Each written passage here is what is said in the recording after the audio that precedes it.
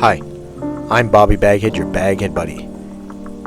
And you're watching the first episode of BagHead Buddy's SleepyTime SuperShow. This is where I take you on a lo-fi journey for sleep anxiety, ASMR, or some good old background sounds.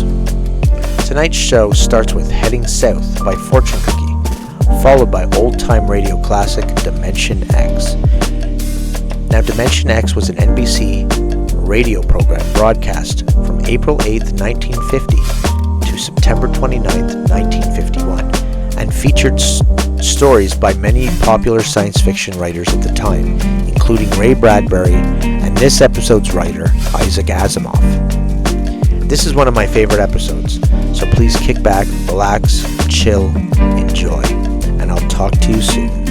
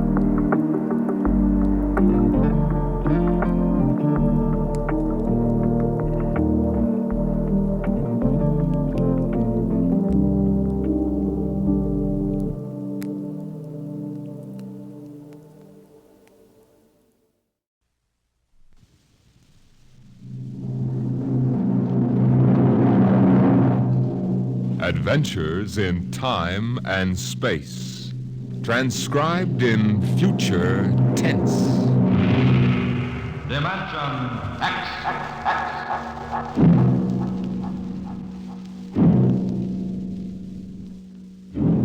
The National Broadcasting Company, in cooperation with Street and Smith, publishers of astounding science fiction, bring you Dimension X.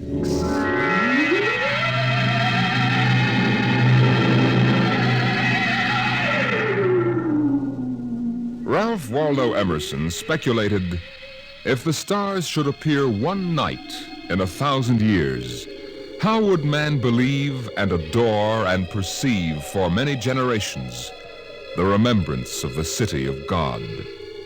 Now, this was philosophically interesting. But on the edge of the galaxy, there is a planet which swings on its orbit in a cluster of 6 suns. These suns hang in the sky above. Never less than 2 shine down through the entire 23.8 hours of the planet's day. The yellow light has burned down on the planet continuously into the past, till the mind of man runneth not to the contrary.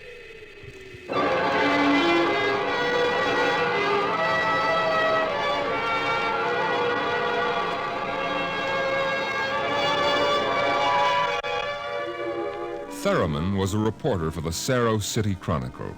He covered them all, from the night police beat to politics to the sports pages. And the city editor wanted him to cover the biggest story of the year, perhaps of all time. It was an interview, a particularly difficult interview. But then, since his first days as a cub, Theremin had specialized in difficult interviews. He didn't expect violence, though, from an astronomer. You're from that newspaper? Well, you've got a lot of gall coming here. Now, wait a minute, Dr. Aton. It's only a job. I've read your paper. You've been riding this observatory for 2 months now. You've attacked me personally. I have nothing to say to you. All right, look, this is your chance to get your side in the paper. I'll give it to you straight. 2 months ago, the observatory issued a press statement that the world was coming to an end. Now, that's the same story that the cult of revelations has been preaching. And when a scientist backs that up, it's news. Our conclusions have nothing to do with the cult. The cult of revelations is full of superstition and mysticism. We are scientists. Yeah. And you got the people pretty angry. That does not matter. You know, if I can't get the story from you, I'll have to go somewhere else. Go ahead. All right. You know, Dr. Ratton, the paper can be pretty rough on someone who doesn't cooperate. Young man, if you're not out of the observatory within 5 minutes, I shall call the police. Now get out.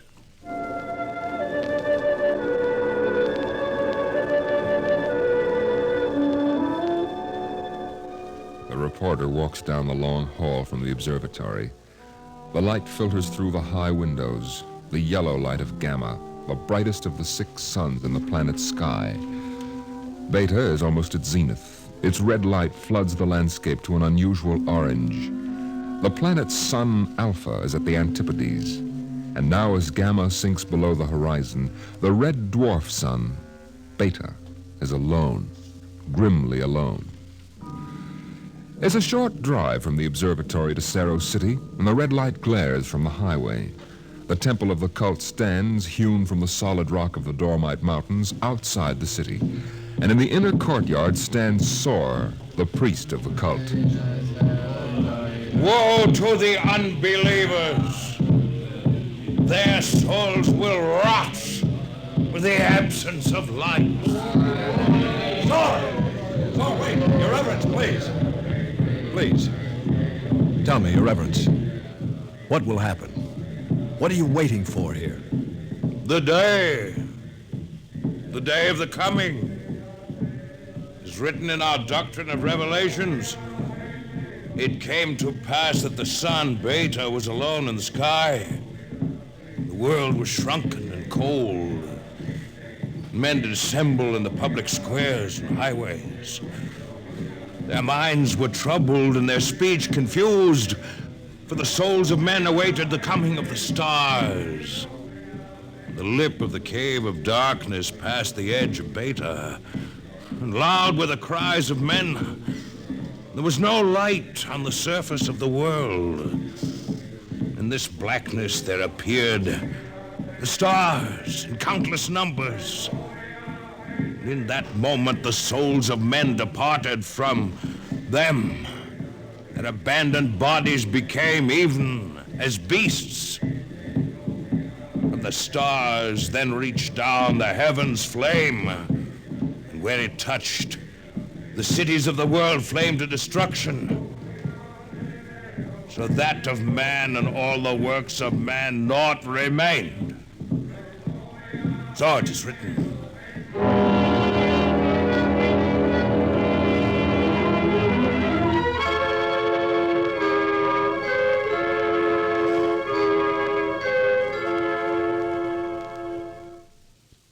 Dr. Sharon, you're the only scientist I could find in the city. Where is everybody? In the hideout. In the hideout? The place bored me. I wanted to be out here where things are getting hot. I want to see the stars the cultists are talking about.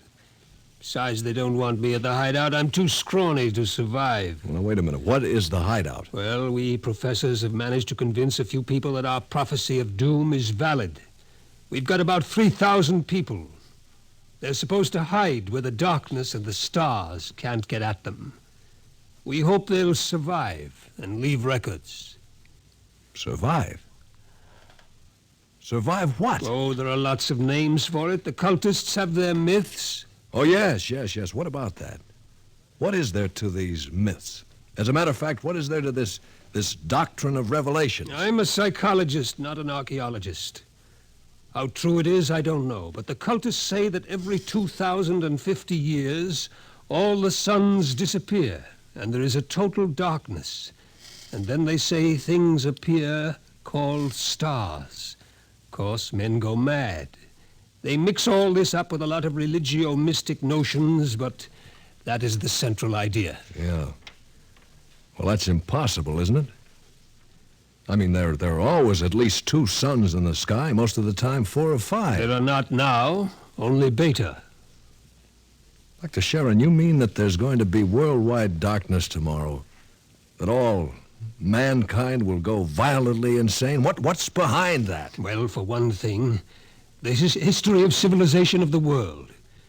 We've located a series of cycles of civilizations comparable to our own, all of which, without exception, were destroyed by fire at the very height of their culture. All right. But is there any scientific theory behind this and that would explain it? The University Observatory finished their calculations 2 months ago.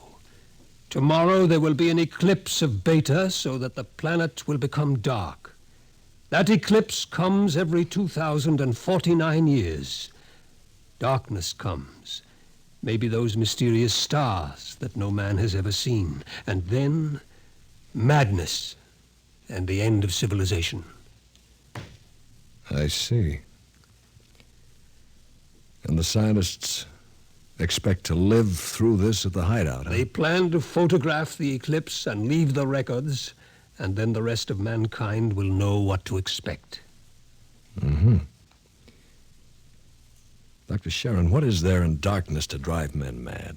Have you ever experienced darkness, young man? No, but I know what it is. It's just, well, no light. Draw the curtain. Well, what for? If we had 4 or 5 suns out there, we might want to cut the light down for comfort, but with only Beta... That is the point. Just draw the curtain and then come here and sit down. All right. What? Dr. Sharon, I can't see you. Feel your way. Yeah, but I can't see anything. Do you like it? Well, no, it's awful. The walls. They seem to be closing in on me. I want to keep pushing them away. All right. Draw the curtain back again. The light.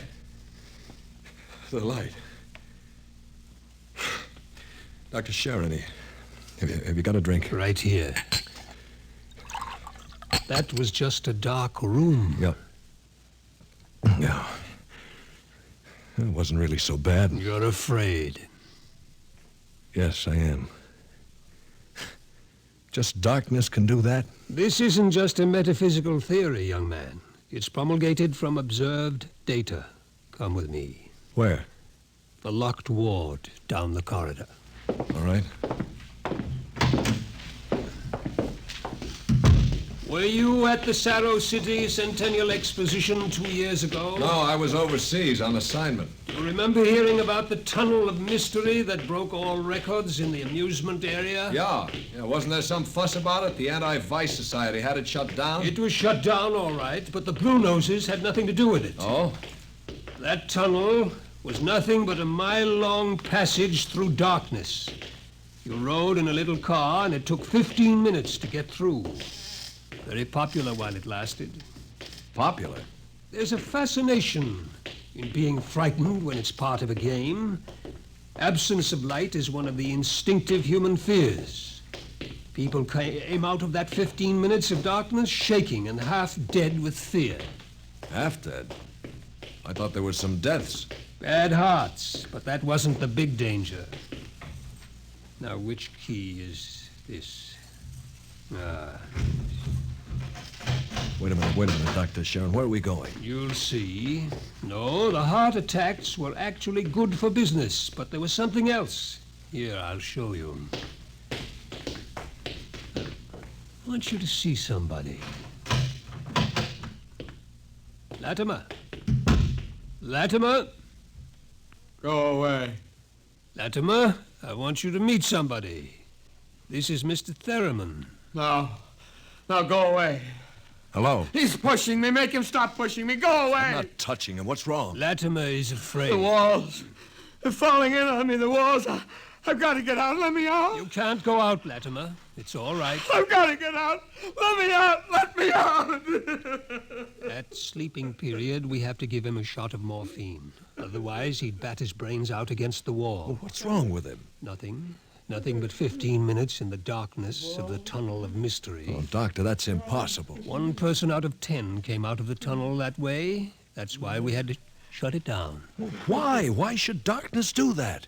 It's obvious man cannot exist without light. Longer periods of darkness would obviously be fatal.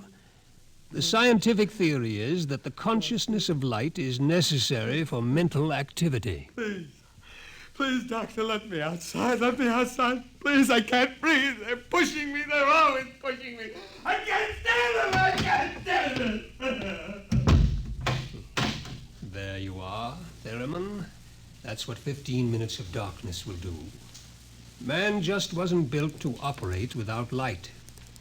There are always at least 2 suns in the sky, most of the time more. Yeah. Just 15 minutes of darkness. Now then, look out of that window. Imagine darkness everywhere. No light as far as you can see. Black. Everything black. And the stars, whatever they are, well, can you conceive it? Your mind wasn't built for that conception. When the real thing comes, you'll go mad completely and permanently. There's no question of it. Tomorrow, there won't be a city left standing in the world. Well, why, Doctor? Why should the cities be destroyed? If you were in darkness, what would you want more than anything else? What would it be that every instinct would call for? Light. And how would you get light? I don't know. You'd burn something, and every city in the world will go up in flames. Shall we go back to my office, Mr. Theremin, and have another drink?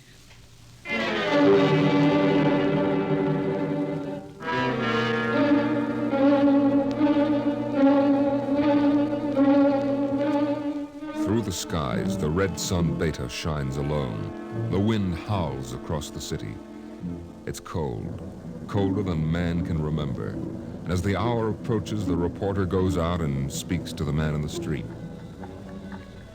Excuse me, sir.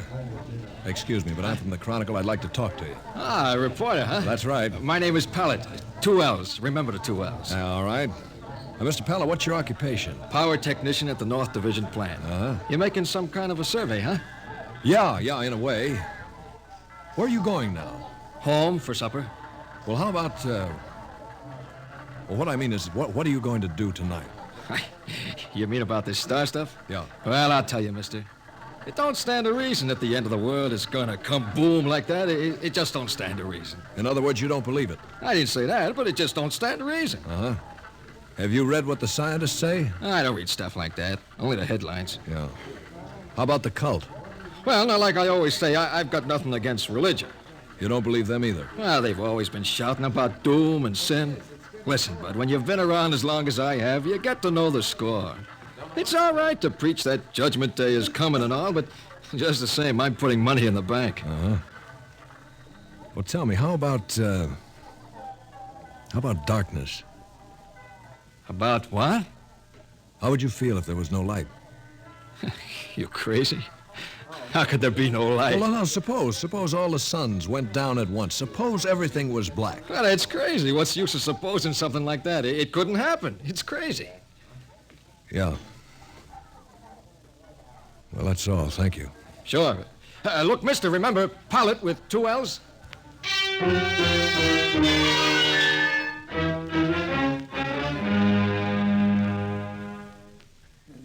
Oh, excuse me, sir, but I represent the Chronicle, and we're conducting a poll to determine public opinion with regard to the predicted end of the world. How do you feel about it? All this talk of scientific explanation.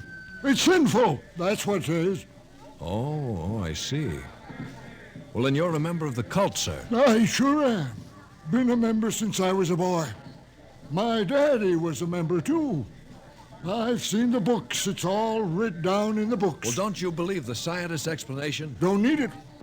Going to save my immortal soul. Going to stay on the mountaintop in a white robe while the stars carry me away to glory. Blessed be the stars. Amen.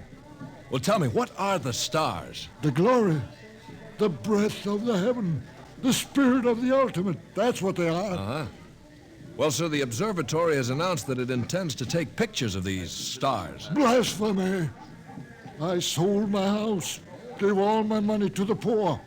Won't need it anymore. Going to heaven with stars. Glory, glory, going with the stars.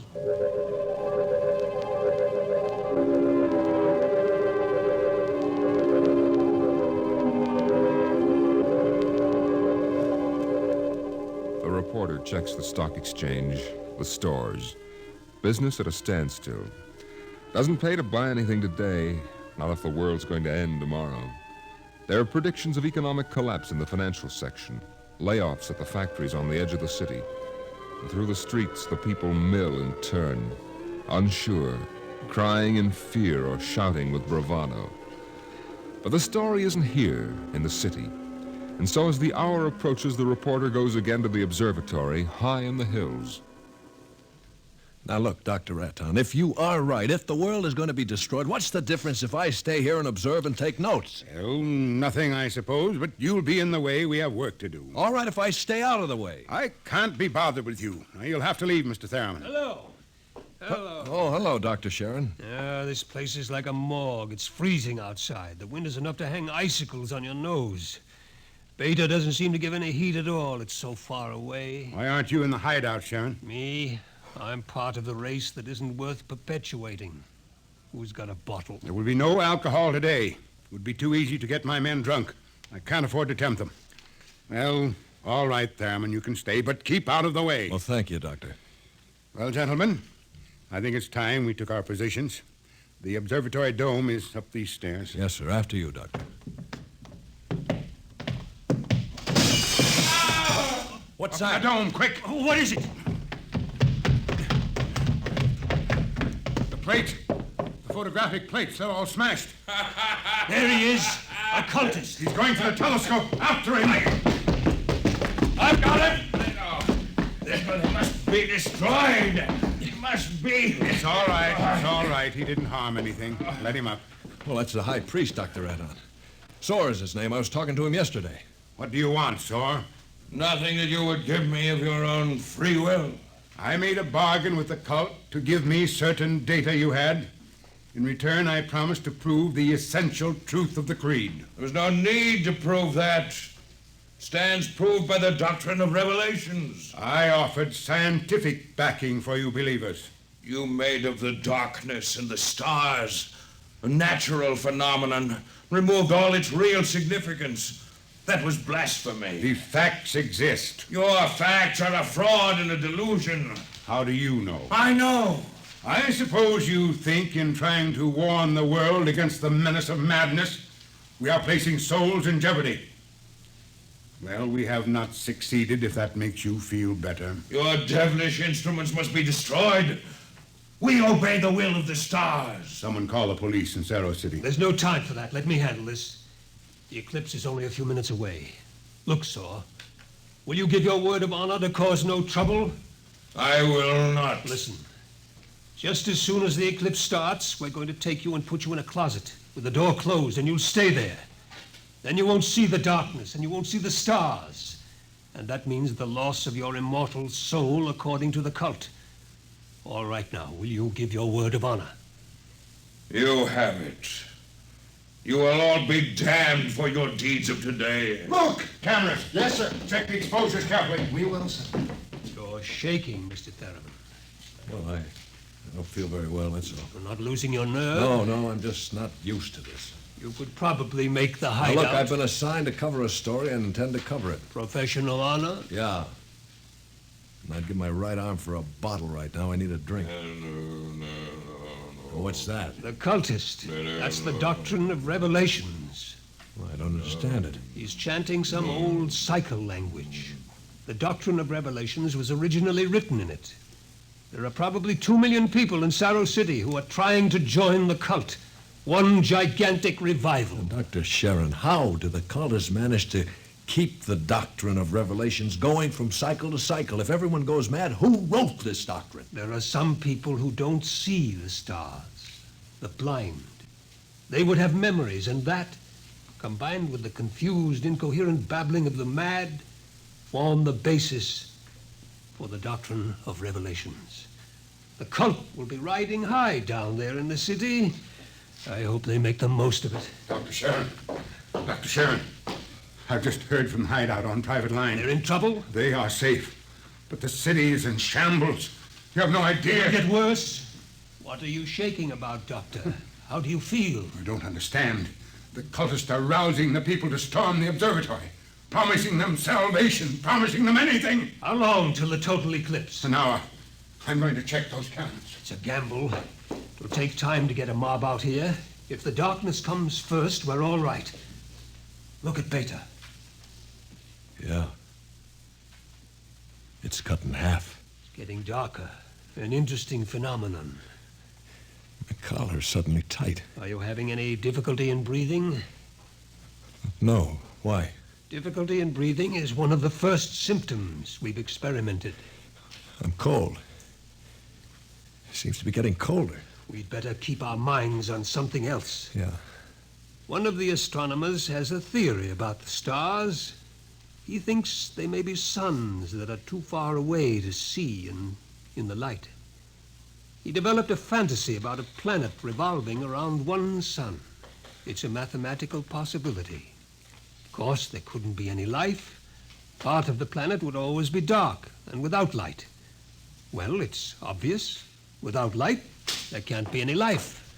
It's time for the artificial light. We can't read the instruments. Artificial light? One of the researchers in the university worked it out. It's animal grease packed around a wick. Here, I'll light it with this spark. Why, it's beautiful.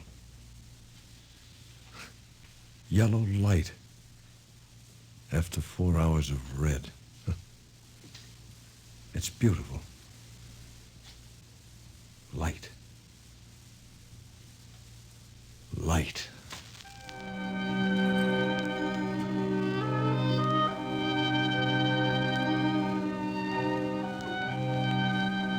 The dome is quiet. The priest in his yellow robe sways slowly as his lips move in the ancient tongue. Over and over he whispers the invocation to the stars.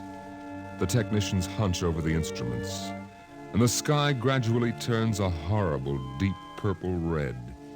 The air grows denser. Dusk, like a palpable entity, enters the room.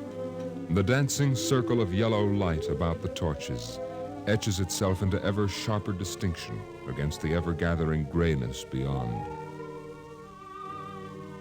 Outside, Beta is a mere smoldering splendor, taking a last look at the world.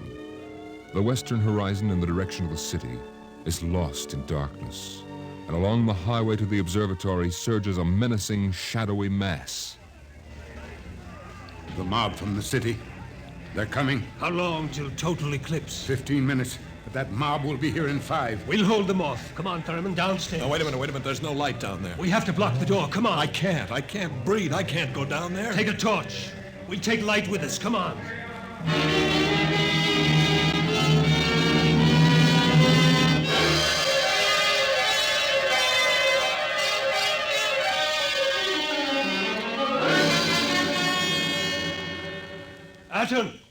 Atten!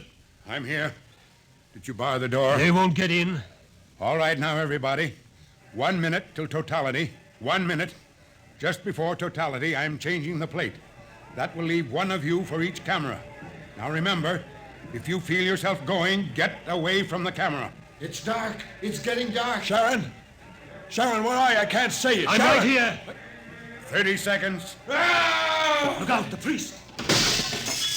I can't see him. And the wicked shall perish, and the souls of the true believers shall be transported in glory to the stars. You can see him against the torch. Don't let him get to the telescope. From the stars there reached down a heavenly flame, and where it touched, the cities of the world flamed to utter destruction. Grab him! I'll take care of him. The world must be destroyed by the stars. I got it! 5 seconds to totality. 4, 3, 2, 1. The sky is black, and through it shine the stars. 30,000 minute suns shine down in soul-searing splendor. It's more frightening in its awful indifference than the bitter wind that shivers across the horrible, cold, bleak world. The stars. The stars! The stars! The walls! The walls are coming in on me! They're coming in! Light! Light! Darkness, forever and ever and ever, and the walls are breaking in. We did not know, we did not know, we did not know!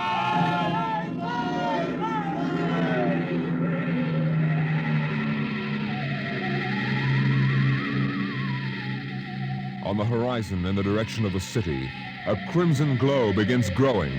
1,000 fires strengthen in brightness that is not the glow of the sun. 1,000,000 fires, as a world mad in the darkness screams in terror for the light.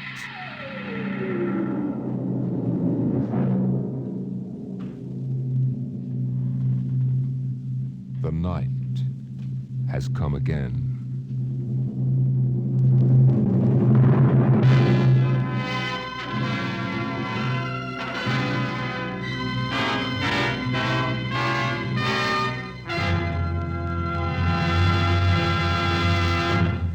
You have just heard another adventure into the unknown world of the future. The world of... Dimension X.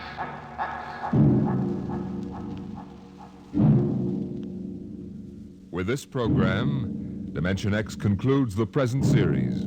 We hope to return to the air in the near future. Watch your local newspaper and listen to your local station for the resumption of the series.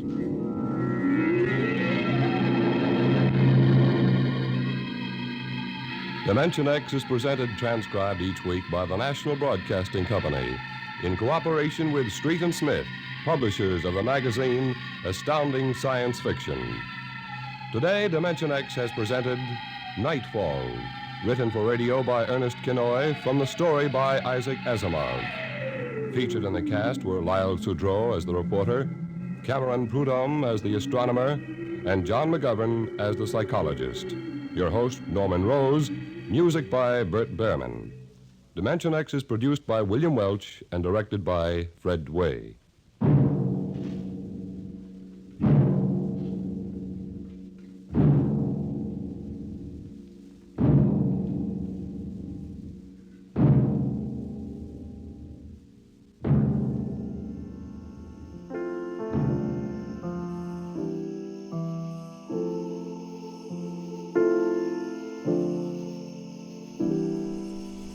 Once again, I'm Bobby BagHead, your BagHead buddy, and you've been watching or listening to BagHead Buddy's SleepyTime SuperShow. And that was an old-time radio show called Dimension X. And if you enjoyed that, check out more at BagHead Buddy on YouTube. And look for BagHead Radio, my collection of old-time radio classics. Let me know what you think so far in the comments below. Now for what's coming up. First, we have a great lo-fi tune of Beginnings by Sensho, followed by our first cartoon of the night, Bosko in Congo Jazz. Bosko is an animated cartoon character created by Hugh Harman and Rudy Ising in 1927, and the first reoccurring character in the cartoon series of Looney Tunes. So get ready to relax and chill or nap away. You've been listening to or watching BagHead Buddy's SleepyTime SuperShow. Stay tuned for more.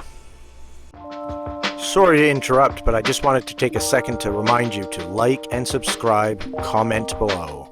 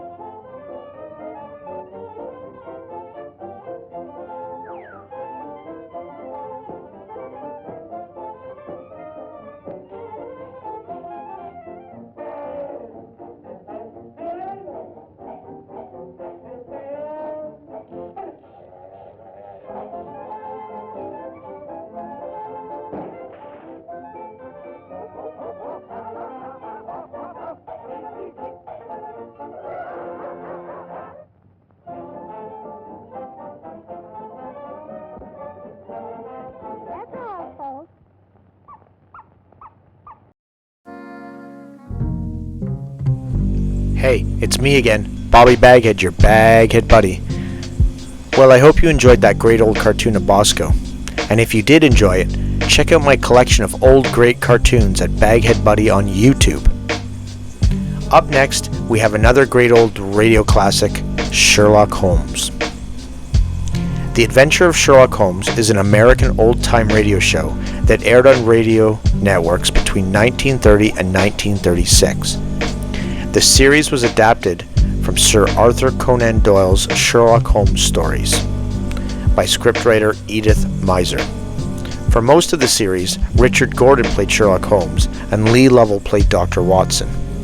But before, I will rewind this lo-fi track called After by Stroktura.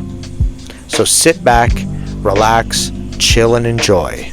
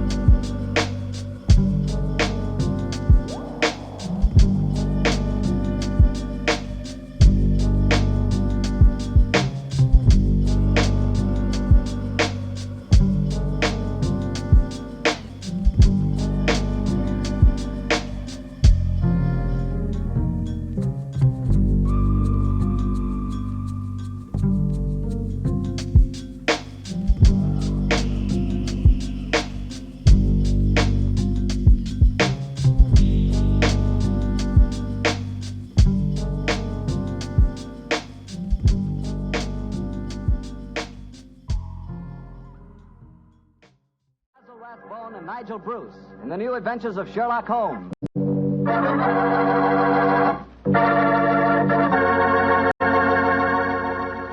The Petrie family, the family that took time to bring you good wine, invite you to listen to Dr. Watson tell us another exciting adventure he shared with his old friend, that master detective, Sherlock Holmes.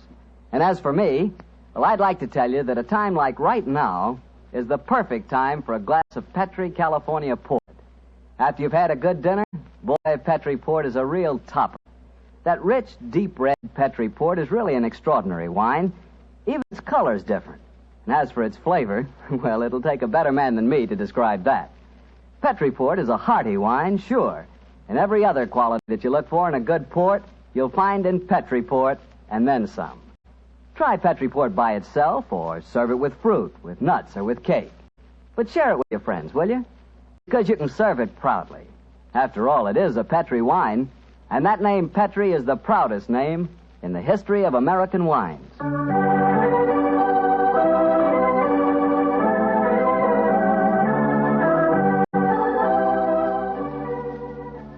And now let's visit our old friend and host, Dr. Watson. Good evening, Mr. Bartell. Good evening, Doctor. Settle yourself down and get your pipe going. Thanks.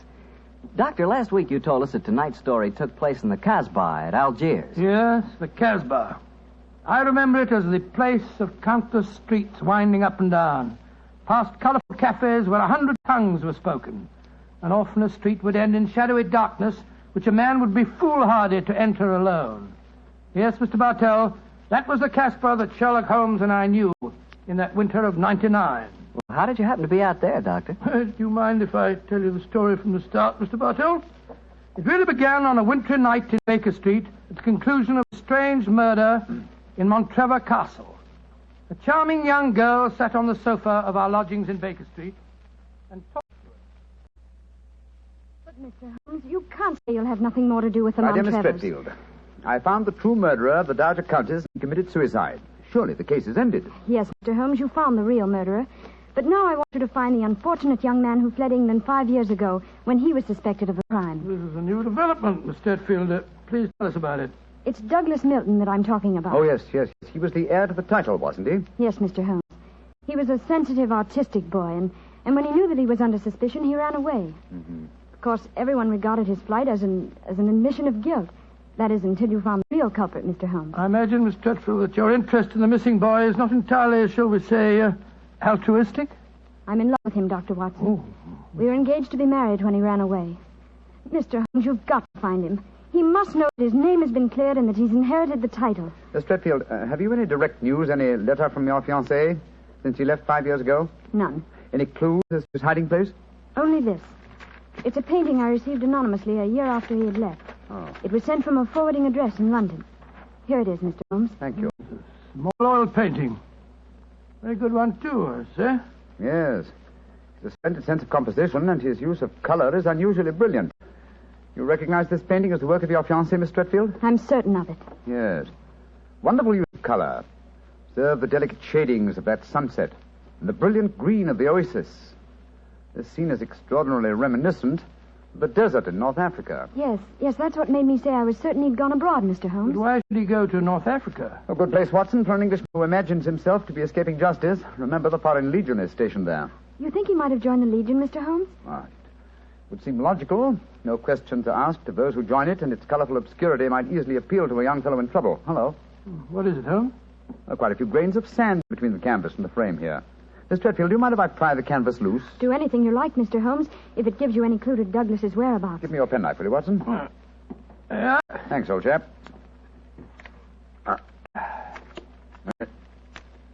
Here we are. Can you see anything? Uh-huh. Look. The word sheriff. An Elafroun. A stamped here. Sheriff is probably the framer's name, and Elafroun is a town some 50 miles from Algiers. That settles it. Miss Stretfield, I accept your case. Watson and I will go to Africa and try to find your fiancé, Douglas Milton.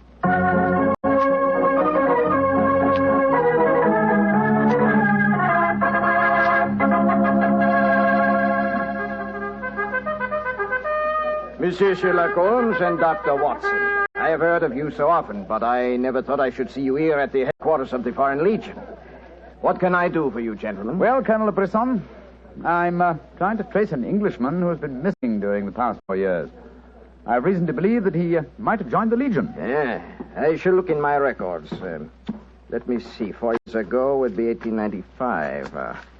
If Sherlock Holmes is tracking him, then I suppose he was in trouble in his own country. If he was in trouble, he might easily have come to us. We ask no questions. 97, 96, 95. In that year, 3 young Englishmen joined us. One of them died of dysentery 2 years ago in Cedar Raji. One of them deserted 18 months ago, and we have been unable to trace him. The third is my adjutant, who brought you into my office just now. And he is, I would say, about 3 inches shorter than Douglas Milton, and men do not shrink in the Foreign Legion, eh, Colonel? They do not, Monsieur Holmes. And the fellow who deserted must be our man. Unless it's the one who died of dysentery. Colonel de Brisson, how would you advise us to set about trying to find a deserter? Monsieur Holmes, there's only one place in Algeria where a man can hide from the Foreign Legion and remain hidden. Oh, and what's that place? The Casbah in Algiers. Then that's our destination, Watson. Be very careful, please, gentlemen. The Casbah is a place where the law is exiled. The police have no jurisdiction there. The only rule is that of strength, violence, and trickery. We shall be very cautious, I assure you. Goodbye, Colonel Brisson, and thank you for your help.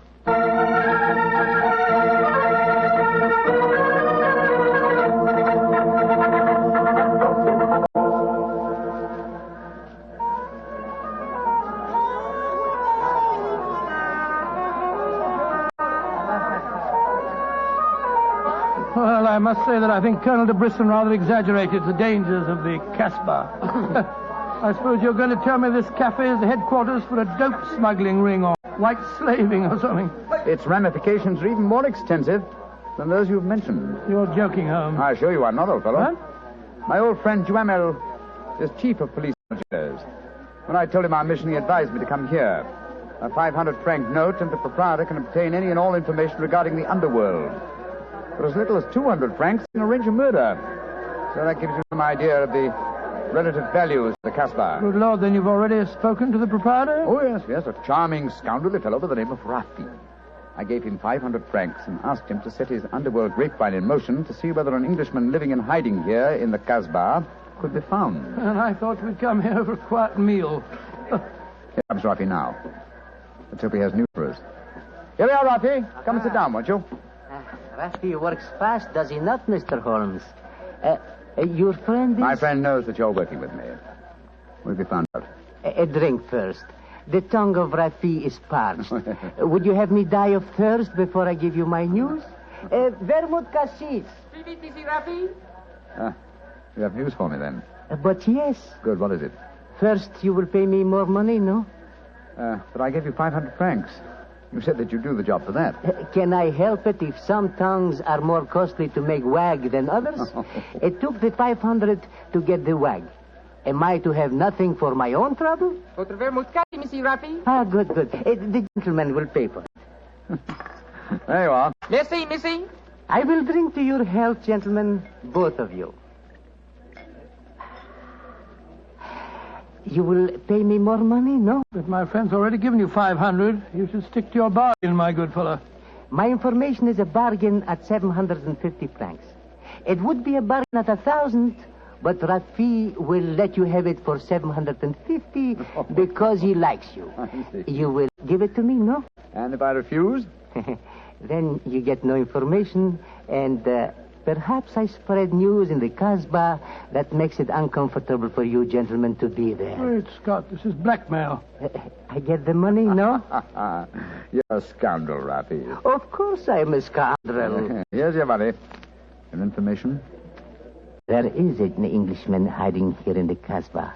I do not know his name, but he is tall and fair-haired.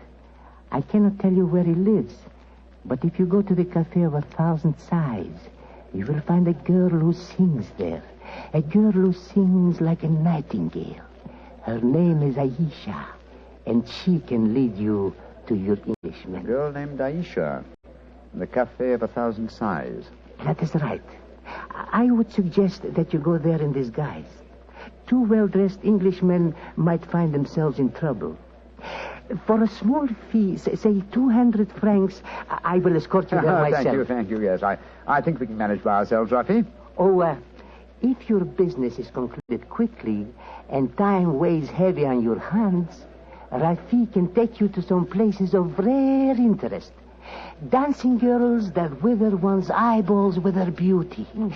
For 500 francs, gentlemen... Thank you, Rafi, thank you. I have a feeling the time will not weigh heavily on our hands. Good night. You work too hard, gentlemen. You should learn how to play. Good night. On my soul, I think that fellow's the biggest blackguard I ever met.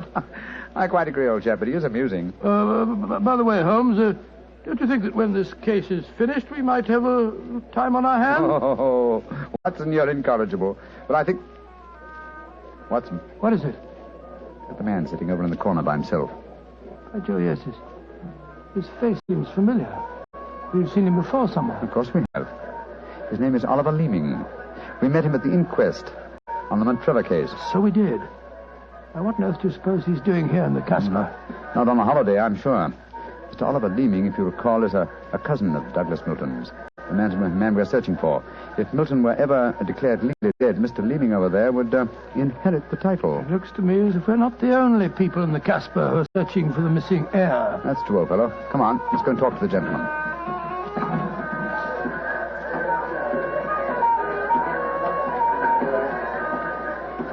Mr. Oliver Leeming, how very odd to meet you here. Well, Sherlock Holmes and Dr. Watson, won't you sit down? Thank you. Well, it's a small place, isn't it? Or has somebody said that before? I wondered if you'd spot me over here in the corner. Oh, you saw Sam. Of course. You seem to be in such deep conversation with that scoundrel Rafi. I didn't like to disturb you. Very considerate of you, I'm sure. Why are you here, Mr. Leeming? Oh, I'm making a business trip. This is my day off. As I recall it, you're in the publishing business. Correct. What a memory you have. It seems peculiar that you should be on a business trip here. Are you planning on opening a publishing house in Algiers, or are you searching the Casbah for new authors? Why not? I'm a great believer in encouraging new talent. Mr. Leeming, why don't you admit that you're here for the express purpose of trying to find your cousin, Douglas Milton? Mr. Holmes, you've discovered my secret. The great Sherlock Holmes and his watchdog have their eager eyes on me. They know that I succeed to the title if Douglas Milton dies. Yes, Mr. Leeming, we know that fact. And you have fathomed my plan to find Douglas before me and kill him so that I may inherit the title. How lucky I am to meet you in the Casbah, where you cannot arrest me. Well, it's a race against time, gentlemen, but I have a head start, as you will soon find out. Goodbye, and the best of luck to you. Extraordinary fellow. He's joking, of course. I believe not, Watson. I think he labors under the whimsical belief that the best method of discounting the truth is to state it as boldly, so that it will not be believed. Great Scott, then we must work fast. Yes, old chap, we must. I'm sure that we're entrants in a race against death. We must get back to the hotel and into our disguises as quickly as possible. After that, we shall visit a young lady named Aisha in the Cafe of 1,000 Sighs. And I'm certain, Watson, that it will be the first time two men have ever entered the Casbah for the express purpose of preventing a murder.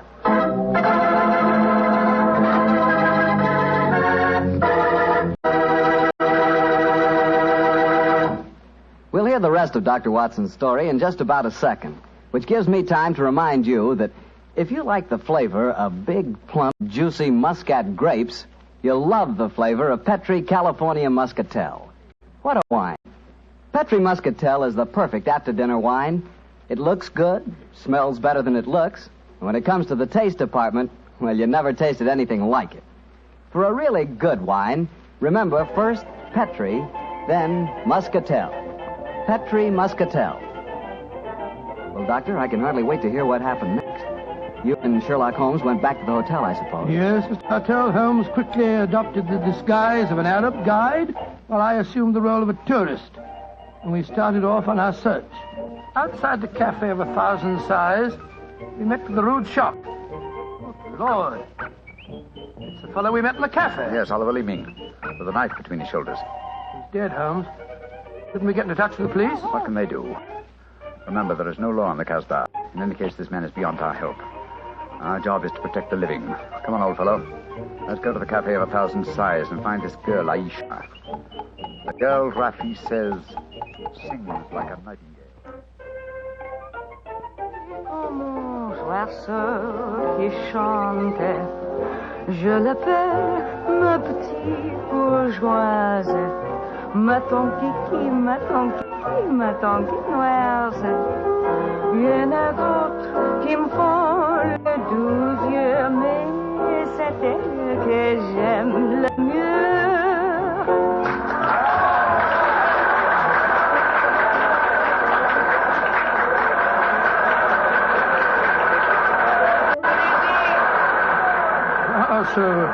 So that's the girl, Aisha. She's very beautiful. Don't forget our role of tourist and guide, old chap. Master, would you wish to meet this Aisha? Very much indeed. I will see if it can be arranged, Master. Wait here for me, Watson. I'll see what I can do. Right you are, Holmes. Be careful now.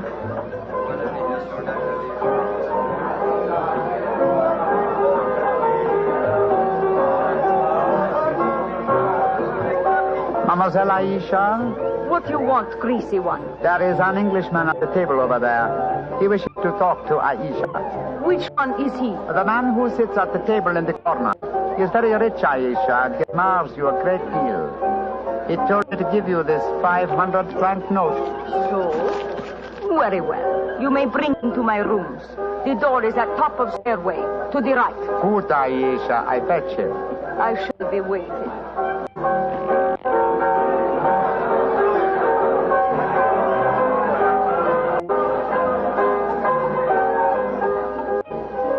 Aisha will see you, Master. Follow me, please. Oh, very well. I hope you know that you're going to handle this, Holmes. Don't worry, Watson. In this case, I think honesty will be the best policy. Well, I'm not so sure. This place is a thieves' kitchen if ever I saw one. You better be careful. First door to the right at the top of the stairs. This is it. Come in. Oh, come and sit over here, Mr. Englishman. Greasy, you may leave us. Mademoiselle, I may as well tell you at once that I am not an Arab guide. My name is Sherlock Holmes. What do you want with me? Why you trick your way in here? Don't be frightened, Mademoiselle. I can explain our mission in a very few words. My friend and I have come in search of an Englishman by the name of Douglas Milton. We have good news for him. What make you think I might know him? A gentleman by the name of Rafi suggested that you might. What is your good news for this Englishman? That he has been cleared of suspicion of murder, and that he is the rightful Earl of Montrevor. That means when he knows this, he will leave the Casbah and return to his country? Naturally, madame. I do not know this man. I have never heard of him. Here is your 500 francs. Goodbye. Not so fast, Aisha, mon petit chou. I've been listening from behind these curtains. Gentlemen, allow me to introduce myself. My name is Douglas Milton. Douglas Milton, we find you at last. It gives me infinite pleasure to have succeeded in my mission. How do you do, sir? This is very exciting. Yes, I think the occasion calls for a drink. What will it be, gentlemen? Well, I think a glass of port would be very nice, sir. Yes, it would be the most appropriate for toasting the new Earl of Montrevor. Splendid, splendid. Aisha, bring glasses and a bottle of port and some creme de menthe for me. You are not going to England. I will never let you leave me. Oh, stop being so melodramatic, Aisha. Please bring 2 bottles and some glasses. Very well. I am sorry. Mr. Holmes, I can't tell you how I appreciate your trouble in coming all this way to find me. Well, I must tell you at once, there's one problem that makes it difficult for me to leave this country. You see, I deserted from the Foreign Legion. Yes, we know that, my boy. In fact, that's how we first got onto your trail. I shouldn't let that fact worry you, Mr. Milton. I'm certain the British consul in Algiers can arrange to have any charges dropped against a peer of the realm. Oh, well, I never thought of that. Here are the bottles. You must excuse the glasses, gentlemen. Tumblers are hardly cooked, I suppose, but... well, they won't spoil the flavor, I'm sure. 2 glasses of port and creme de menthe for me. Only 3 glasses, Aisha? Bring a glass for yourself. I do not wish to drink. And I insist that you do. Bring a glass, Aisha. Why should I drink if you are leaving? Mr. Milton, do you know Oliver Leeming? Of course, he's my cousin. Yes, he came here half an hour ago and threatened me. Did you also know that he's lying dead in the street? Murdered? Yes, I did. If we went in the Casbah, I wouldn't tell you this, but Aisha stabbed him. She followed him when he left here, killed him, and then slipped back just in time to sing a song a few moments ago. Oh, you needn't look so shocked, Dr. Watson. Life is cheap in the Casbah, and Aisha is a girl of violent passions.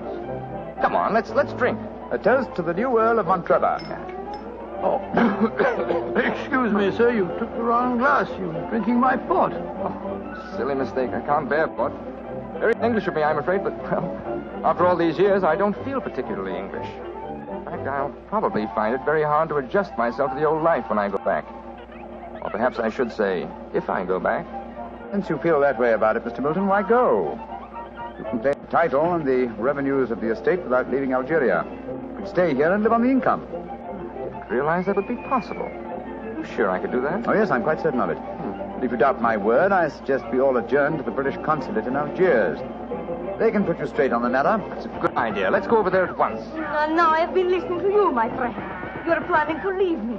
Once you go from the Casbah, I shall never see you again. Put down that knife, Aisha. I will not let you go. You belong to me. If you try to leave me now, I will kill you. Put down that knife, Aisha. You've done enough damage for one night. Why, you... Put it down, you fool. Put it down. Let me go. Let me go. She twisted the knife on herself as she fell. Holmes, help me turn her over.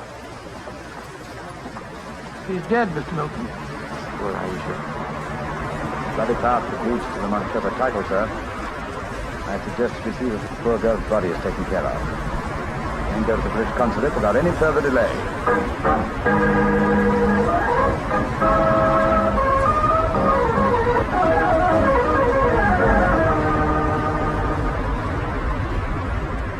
Now that we're at the consulate, Milton, I suggest that you swear on oath that you are Douglas Milton, heir to the Montrever estate. This gentleman is a prisoner of oaths, and we can go in and see the consul. Well? Rise right hand, please, and repeat after me. I hereby solemnly swear that I am Douglas Milton, the missing heir to the Montrever estate. I hereby swear that I am Douglas Milton, missing heir to the Montrever estate. Thank you, sir. And now, if you will sign the statement here, these gentlemen can witness it. There you are. Thank you, sir. And now, if you gentlemen will sign. Yes, certainly. Thank you, gentlemen. The document is now legal. Splendid. Now let's go over and see the consul. Not yet, my friend. Watson, this man is not Douglas Milton. What the devil are you talking about? There is no law in the Casbah, sir, so you cannot be punished for the two murders you committed there. But now that your avarice has tempted you here to Algiers, where you've been foolish enough to sign a false statement, I think we can at least settle you very nicely for desertion, false impersonation, forgery, and perjury. What do you mean? The story should be obvious, old fellow. Oliver Leeming did track down the deserter. Recognition was uncertain after so many years, but at least it gave this gentleman the idea of impersonating the real Douglas Milton, a friend of his. You have a lively imagination, Mr. Holmes. The real Douglas Milton died of dysentery 2 years ago in Sidi El Raj. As soon as the idea of impersonating Milton was born, Leeming had to die. Your theories are very interesting, but you haven't a shred of proof. I say that I'm Douglas Milton. How are you going to prove otherwise? Very simply, my dear sir. Douglas Milton was a painter. A painter who excelled in the use of vivid colors. You, sir, suffer from the quite common malady of red-green color blindness. Less than an hour ago, you mistook a glass of port, which is red, for a glass of creme de menthe, which is green. I knew at once that you were an imposter. You're cleverer than I thought you were, Holmes. Goodbye. Here, come back. No, Watson. Don't go after him. But we can't let him escape, Holmes. Don't worry, old chap. He won't escape. I sent a message to Colonel Dupont. If you go to the window, I think you'll find that the consulate is being watched. The Legion has a long memory for desertion. I don't think he'll get very far. They got him, Holmes. Shot him as he was trying to run away. A just death for him. Lived a life of violence and treachery, Watson. It's only fitting that he should die in the same manner.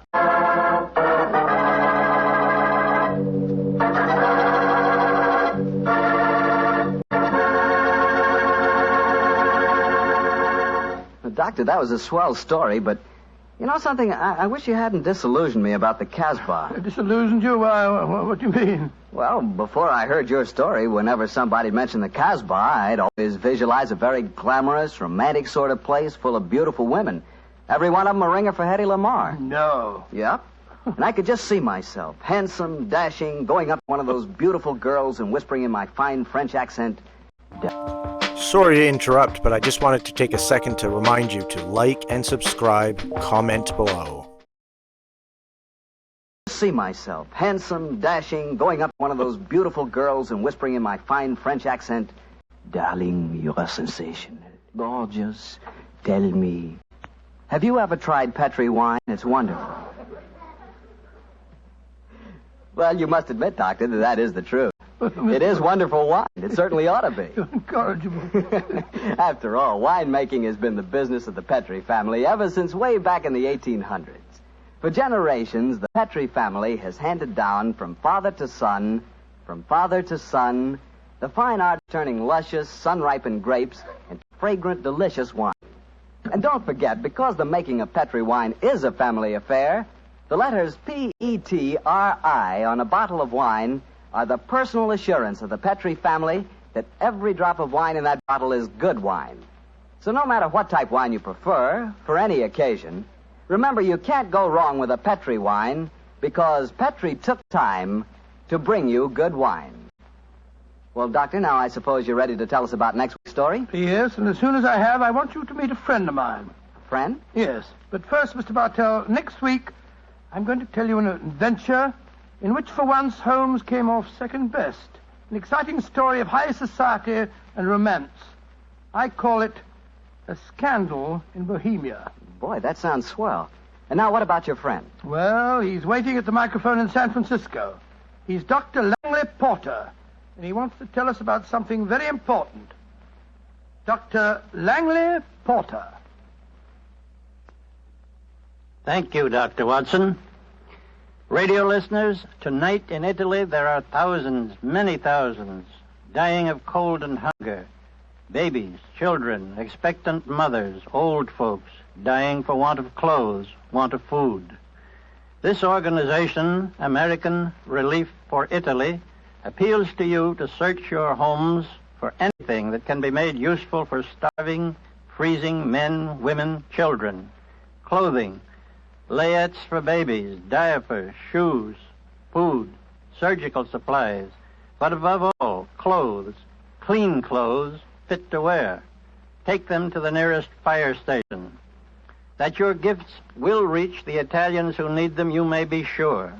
Americans of this organization will distribute the packages in Italy through the Italian Red Cross, the Catholic Relief Organization, the League of Italian Women, the Confederation of Italian Labor, and the Italian government. In California, rationing has gone. Christmas comes. There, in Italy, death is on the prowl. Radio listeners, lives can be saved. It's up to you. Thank you, Dr. Langley Porter.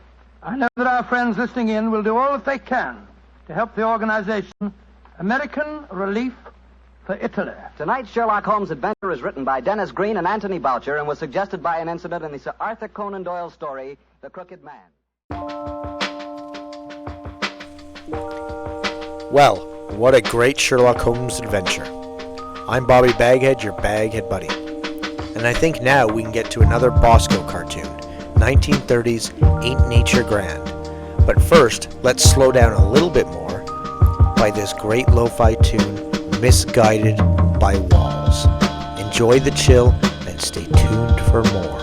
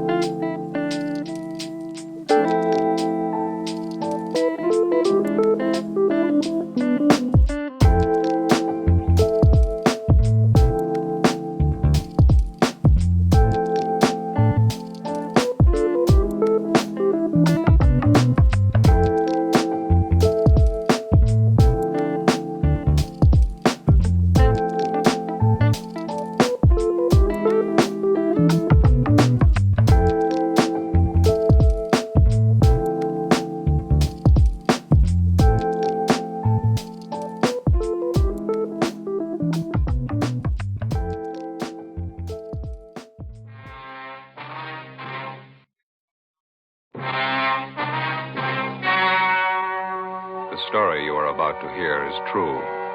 Only the names have been changed to protect the innocent. Fatima Cigarettes, best of all long cigarettes, brings you Dragnet.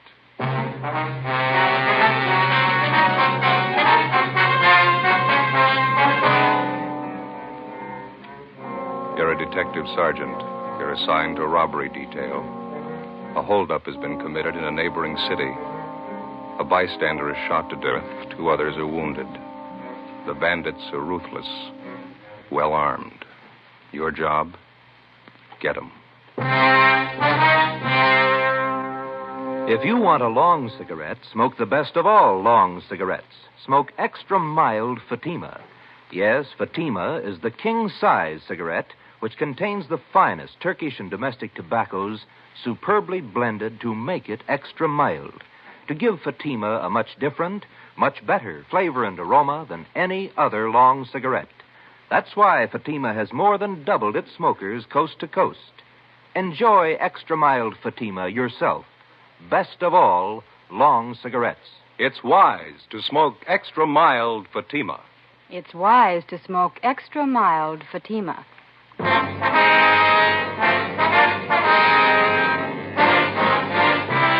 Dragnet, the documented drama of an actual crime.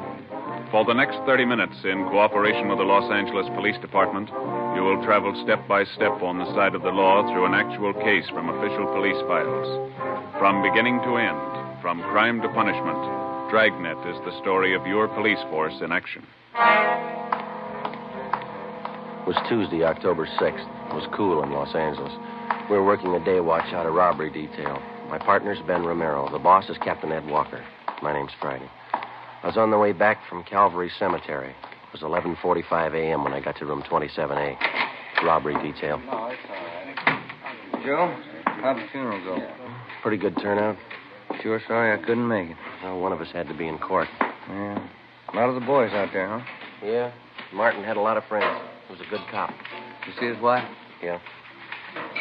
Wife took it hard again. Pretty hard, yeah.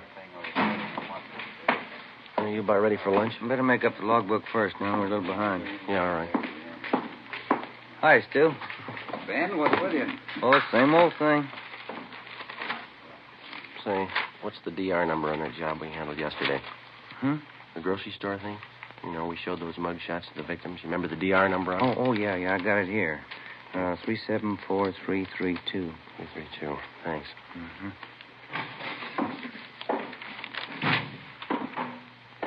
Yes, sir? My name's Frank Cheney. Just been paroled from Folsom. Can you tell me where I registered? Yeah. I'll get one of the men from the rehabilitation detail. He'll take care of it. Okay, thanks. Excuse me, Ben. Oh, yeah. Vosburg. Johnny Vosburg? Yeah. Got a minute? Something for you here. I'll be right there. Did you contact the witnesses in this report here? Let me see. This one. What do you got? Oh, yeah, I took Fellow care of at the desk wants to register his next con. Okay. Excuse me, Romero. Yeah. Hi, you want to register? Yeah, my name's Frank Cheney. Okay. Address? 218 Belgrade. Belgrade. Where you been? Folsom. Got out Saturday. Okay, what'd you fall for? Robbery, first degree. How much do you owe? Served 18 years. I'm on life parole. Life parole. Okay. Hey, Thaxter, you want to tell Rambo we're out for 7? Wait a couple minutes, huh? See the guy at the desk, the one with Vosburg? Yeah, he's an ex-con. Why? Frank Cheney, 1931. Jack Taylor and I had him. First big one we ever drew. That's so. Did you ever hear of him? Used to call him the gentleman bandit. 1931, Claude. That's 18 years ago. Cheney was the biggest of them. Came from a wealthy family, too. Father's a millionaire. You sent him up, huh? San Quentin. Tried to break out with a partner. His partner killed a trustee. Cheney was sent to Folsom. From a millionaire family. That's a queer one. Yeah. Well, how about that lunch, fellas? Yeah, let's go. Seems like it could have been yesterday, 1931. We grow old right along with the thieves, huh? Where we go? Federal Cafe? That's all right with me. 18 years. Yeah. Sure goes by in a hurry. I wonder if Cheney thinks so. As far as day-to-day routine goes, police work is pretty much like any other job. To the rookie detective just starting in, there's new things to see, new things to learn. But 5 or 6 years on the detail, and the job gets pretty ordinary. You see a lot of dirt, a lot of trouble and tragedy, and after a while you begin to wonder what all the glamour's about and the excitement that's supposed to go along with the job. The fall months went by pretty slow. On November 3rd, we closed a case against a gang of drugstore holdup men. In December, Ben's youngster fell off a fence and sprained his wrist. My Uncle George from Renton, Washington, visited my mother and me in January. Stayed a couple of weeks. On January 28th, it rained. Ben and I checked into the office where we got a phone call from Lieutenant Mort Gear of the San Diego Police Department. He gave us additional information on a finance company holdup which had been pulled in San Diego the day before. In the robbery, one bystander had been shot and killed and another one wounded by the two bandits. They also shot a police officer 3 times through the stomach when he tried to stop him. Next day, Sergeants Ormsby and McGuire from San Diego arrived, and we helped them check the suspects through the stats office. A couple of bad ones, Joe. Both have guns, and they use them. One of them got away in a car and the other one on foot. Is that right, McGuire? Yeah, a big one used the car. Well, size ought to help some. Let's see, 45 years old, height 6 foot 1 or 2 inches, weight 275 to 85 pounds. Anybody get a look at the car, Ormsby? Blue Ford sedan, 1940 or 41 model. That's all we got. It's a rough one. After all the shooting, the witnesses didn't know what they saw, all mixed up. Well, how about the other one, the guy who got away on foot? He's a WMA, about 50 years old, 5 feet 8 to 9 inches, 145, 55 pounds, wears glasses. Yeah, we got that on the teletype. Is that all? No, we traced from the Greyhound bus depot about 6 blocks from the holdup. Changed his clothes in the washroom there, left behind a coat and a gun. Yeah? The coat was the kind of give parolees from state pen. Mm-hmm. Checked it through our crime lab. Same kind of suits are issued to all ex-cons. No make. Well, at least you know one of them's an ex-con. How about that gun you found? It's the murder weapon. Our ballistics men went over it, no prints. Tried to trace the serial number, no record. CII in Sacramento's trying to run it down. Well, we got any hunches? A few. We're almost sure both of them had gone the route before. Pretty cool. Shot down 3 people, didn't bat an eye. How much did they take in the holdup? 11,000. Hey, your stats office make a run of those descriptions yet? Here this morning, Roy and I's got the list of possibilities. They're pulling the mud cast now. We ought to be winding it up right now, don't you think? Hey, let's check. This way, fellas. Yeah. Well, go ahead, Roy. Oh, thanks. How's the wife, Ormsby? Oh, fine, Ben. She's expecting again. What are you going to do, raise an army? 4 kids? That's not so bad. McGuire's wife wants 6. How about that, Mac? You got 5 now. No point in quitting when you're ahead. Frank? Yeah, Joe. You know Russ Ormsby and Tony McGuire, don't you? San Diego PD? Yeah, sure. Met him last trip. Hi. Fine, Frank. Good to see you. Good. Just ready to call you. Got those mug shots together for you. Here, got them right here. Okay. There you are. This is next for suspect 1. This is for number 2. Okay, Frank. We'll check them out with the witnesses. There's one mug there. Here, let me show you. Here, this one. Yeah? It matches the description pretty close. Safe man by trade, but he can go any route. Name's Weber. First name? Stanley. Mm-hmm. Call him Turk, I think, nickname. Know anything about it? He's an ex-con. Ormsby and McGuire drove back to San Diego to show the mugshots to the holdup witnesses and see if they could get an identification. Late the next afternoon, they called back to tell us that Stanley Turk Weber had definitely been identified from his mugshot by 4 of the 5 witnesses as one of the holdup men. His partner remained unidentified. We called Turk Weber's parole officer, got all the available information on the suspect, including his latest address, an apartment house on North Alameda. Weber wasn't there. We talked with the apartment house manager, and he told us that Turk hadn't been seen there since the day before the San Diego robbery and murder. We had a stakeout put on the apartment, and Ben and I went back to the office and had the record bureau pull Weber's package. On his mama sheet, Ben spotted a familiar name, Henry Garson, another ex-con who was listed as one of Turk Weber's closest friends.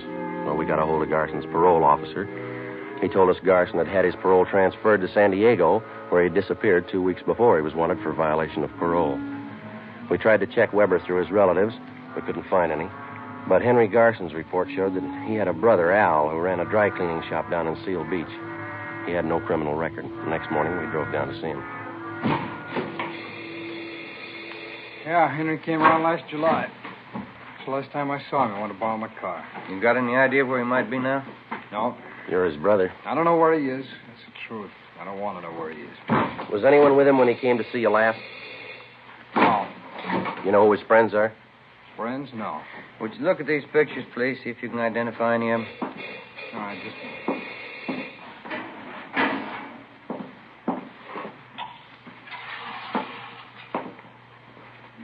No. These here. No. No. about these? No.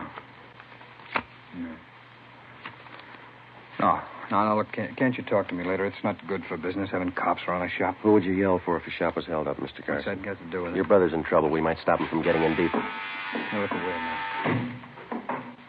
Hello, Mrs. Runner. Good morning, Al. Can I help you? No rush. You go ahead and wait in the gentleman. No, that's all right. They're just waiting. We're just waiting. Can I help you? My husband's soup. Cleaned and pressed. Can you have it back Tuesday? Tuesday, yeah, it'll be ready. My plaid jacket's cleaned and pressed. All right. Could you soak this little stairs here? Where? Yeah, we take care of that. Tuesday, all right. Hey, thanks, Miss Runner. All right, Al. Bye. Bye, Miss Runner. Thanks. I don't like to hold you up, Garson. Just a few more questions. All right. Now, you said the last time your brother was here, he wanted to borrow your car. Is that right? That's right. Did you let him have it? I let him have nothing. How about the rescue family? Oh, can't you let us alone? If Henry's in trouble, let him take care of it. We've got troubles enough of our own. This is important, Garson. We've got to have your cooperation. Well, why me? No, Henry's no good. I admit it. He's still my brother. Yeah? You asked me to send him to jail? If he belongs there, yeah. Look, I don't want any trouble. There won't be any. My mother lives in Santa Barbara. Just moved there. I got the address. Henry goes to see her every once in a while. When's the last time you saw her? 2 weeks ago, I was there, too, and something else. What's that? Henry had a gun. 11 a.m. Tuesday. Ben and I drove back to the office and put in a call to the Santa Barbara Police Department. We asked him to put a stakeout on the home of Henry Garson's mother and to notify us the minute Garson was apprehended. We contacted San Diego and told him what we'd found out. After that, we doubled back on Turk Weber. From one of our informants, we heard that Weber and Garson had gone into some kind of a business together. For a bankroll, they'd succeeded in getting a loan from the Second National Bank out in Glendale. 1 p.m. We drove out and checked with the manager of the bank's loan department, Mr. Peabody. Here we are, officers. Stanley T. Weber, Henry Garson. Loan papers were signed over a month ago. What kind of a loan was it, Peabody? Business loan. Garson and Weber came in with another man. They talked to our manager, Mr. Ascot. Excuse me. Yeah. What business are they in? Trucking concern. They wanted the money to buy equipment, more trucks. How much money did they borrow? $4,500, usual terms. I guess you inquired into their background. Oh, yes, their whole financial background. Did you know that Garson and Weber are both ex-convicts? I beg your pardon? I said, did you know that both of them are ex-convicts? You sure you haven't made a mistake? Henry Garson, Stanley T. Weber? Yeah, that's right. What'd they offer for collateral? Well, they had some of their equipment, 2 trucks, and then, of course, there was the co-signer. Who was that? The name's right here on the loan papers. Let's see. Right here. Co-signer, Frank Cheney.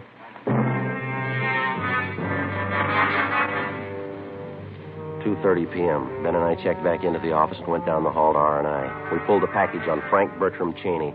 White, male American, 5 foot 8.5 inches, 152 pounds, brown hair, brown eyes. The record read like a dime novel. Almost 20 years before, Cheney had crashed into the headlines of Pacific Coast newspapers as the gentleman bandit. Maybe some of the news stories were exaggerated, but the record showed that he actually owned a yacht, 3 expensive cars, an apartment house. In spite of all this, he'd decided to settle for a career of robbery and murder. At the age of 30, he was the most sought-after man on the Pacific Coast. Finally, in 1931, after tracking him for a year and a half through more than a dozen armed robberies, Sergeants Thaxter and Taylor of the Los Angeles Police Department brought him in. Sorry to interrupt, Served but I just 18 wanted to years take a as second to man remind you appointment to for both like penitentiary and subscribe, parole. comment below. We checked his parole officer, and he had nothing to report against him. We checked back in at robbery detail and met with Captain Ed Walker. How about Cheney's friends, Weber and Garson? Nothing yet? Not a thing, Skipper. Stakeout's still on at Garson's mother's place in Santa Barbara. Weber's apartment's still covered. You called San Diego about this, the Cheney angle? Yeah, we briefed him. They got all the mug shots down there. Weber's definitely been tagged as one of the men on that finance company job. I figured Garson for the second man, but none of the witnesses have picked out his mugshot. You talked to Cheney's parole officer, huh? Yeah, I did. He gave us Cheney's last address. Same as the one on his ex-con registration, but he's moved. Didn't notify the officer. Where does that leave you? Well, I talked to the manager at the apartment. He gave us a couple of addresses to run down. Guess we better start getting on it, huh? Yeah, it's getting late. Keep in touch. I'll notify if anything breaks here. Right. Just a minute. Robbery, Walker. Who? Yeah, just a minute. You, Joe. Thank you. San Diego. Hey. Friday. McGuire, Joe. How you doing? Good. You got something? We had the holdup witnesses back in again this afternoon. Showed them more mugshots. Yeah? Picked out Weber's partner in the holdup. Yeah? Name's Frank Cheney.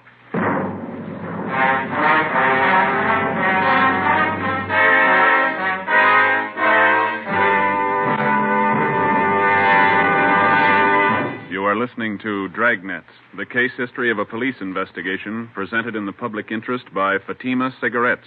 If you smoke a long cigarette, it will be in your interest to listen to a typical case history of a Fatima smoker. It's the case of Lee Silver, general assignment reporter on one of New York's greatest newspapers. You'll see his picture in leading magazines this week. And here is his actual signed statement. When you have to meet a news deadline, you work at a fast pace, smoke at a fast pace. That's why I smoke Fatima. They're extra mild. In my opinion, it's wise to smoke extra mild Fatima. And more smokers are discovering this every day.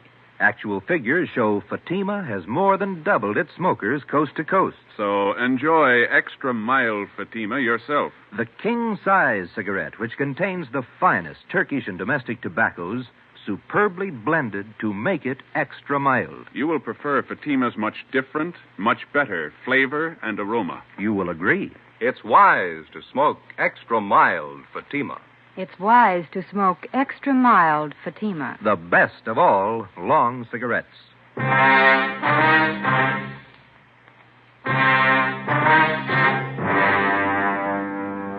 Tuesday, January 31st, 4 p.m. In addition to the San Diego teletype, we got out a local broadcast and an APB on Frank Cheney.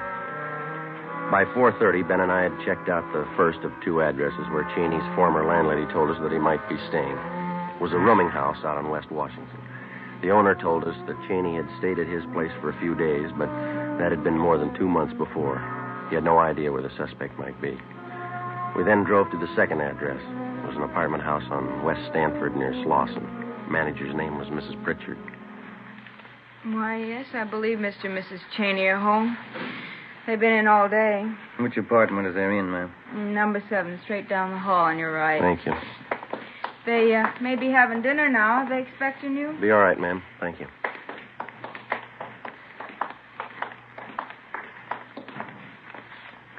Okay.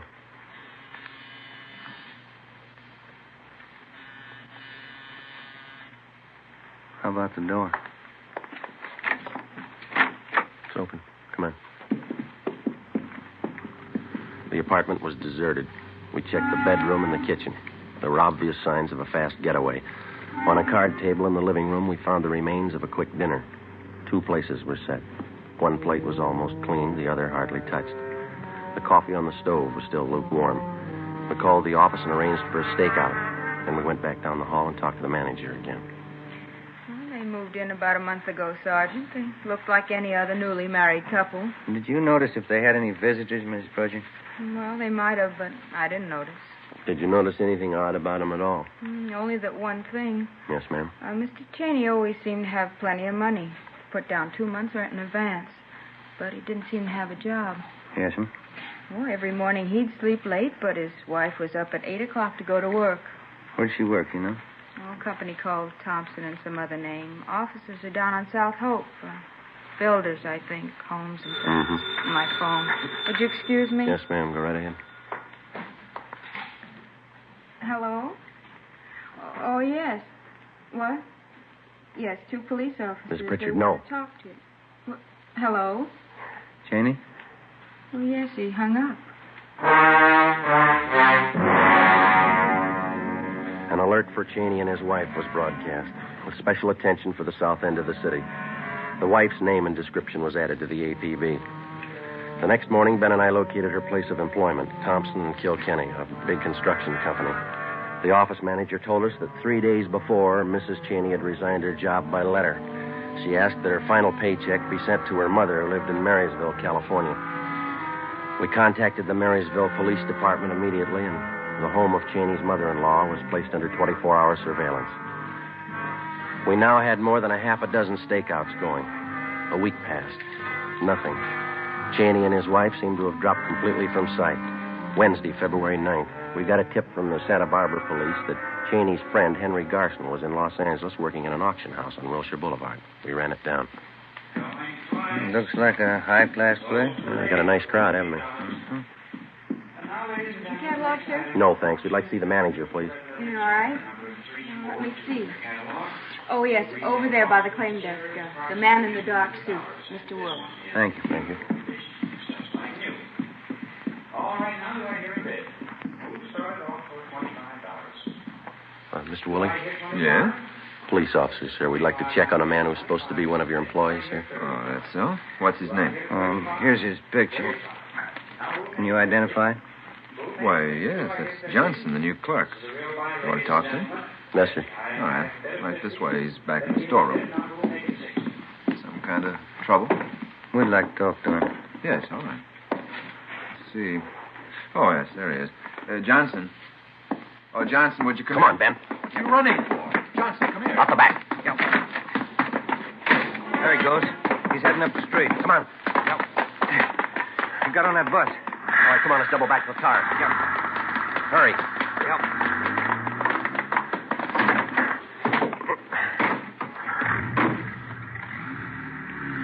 You see the bus? Yeah. Come on, move it. Yep. All right, hit the siren.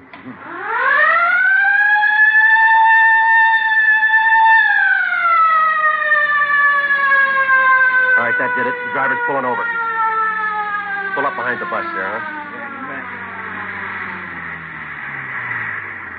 Come on, let's go. You cover the back door, will you? Right. Open your door. What's the matter? Police officers want to check your passengers. Open that rear door right away. Yes, sir. All right, Garson, get off. I'm getting off. Coming at you, Joe. Getting off, copper. Make a hole. Drop it, Garson. He's got a gun. I said I'm getting off. Right, you let's drop it. Come on.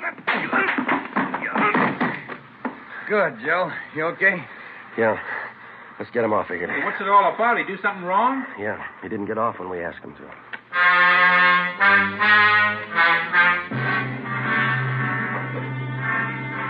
"9 p.m. Wednesday. We drove Garson to Georgia Street Receiving Hospital, where he was treated for minor cuts and bruises. Then we took him back to the office of the interrogation room. We called San Diego and notified them of the arrest. From 10 o'clock that night until 10 the next morning, Captain Walker, Ben, and I questioned Garson. He refused to admit that he even knew Frank Cheney or Turk Weber. By noon, he was pretty tired. So were we. At 12:05, a call came through from San Diego. Friday, this is Russ Ormsby. Yeah, Russ. Fresh lead on Turk Weber. He's got a sister living in San Clemente. Yeah? We've got her house staked out. Had a tip he's going to pay her a visit. When's that? This afternoon.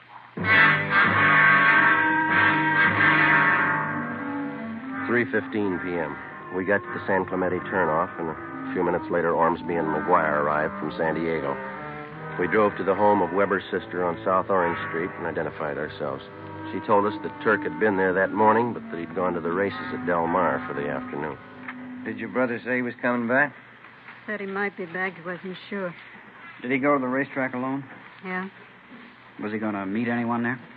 I don't think so. He didn't mention it. You driving a car? No, he took the bus to the track. I see. Where would he most likely go if he doesn't come back here? I don't know. Maybe back to L.A., maybe San Diego. I don't know. Well, do you know if your brother Turk is going to meet Frank Cheney? How could he? Turk says Cheney's up north someplace with his wife. Told me that this morning. Where up north? He didn't know. Mm-hmm. You and McGuire want to stake out here, Ormsby? Ben and I will hit the track. Yeah, okay. Look, I can't have cops here if Turk comes back. They think I framed him. He'll get over it. You don't know Turk. When he gets sore, he goes out of his head. He'll kill me. Why worry, miss? Huh? He'll have to kill us first.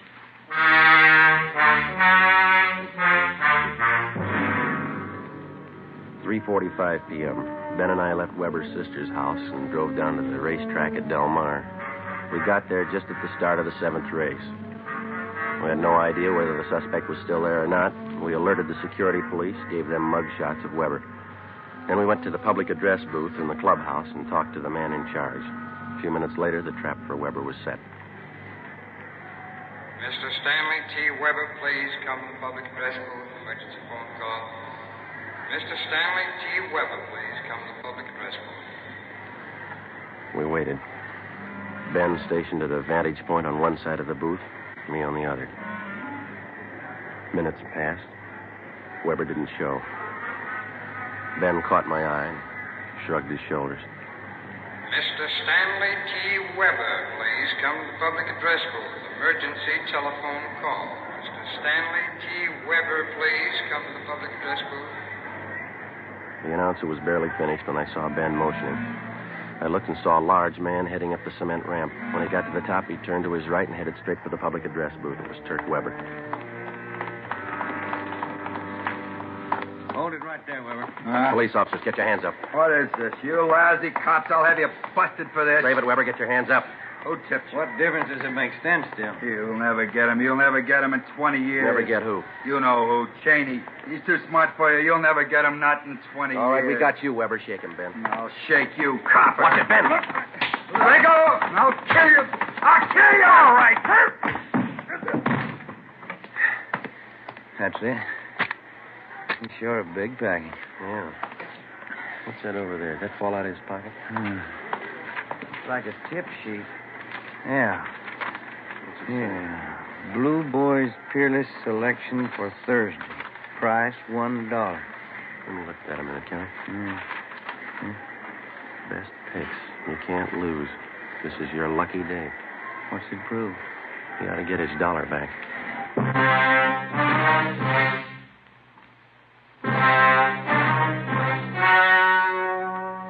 The story you have just heard was true.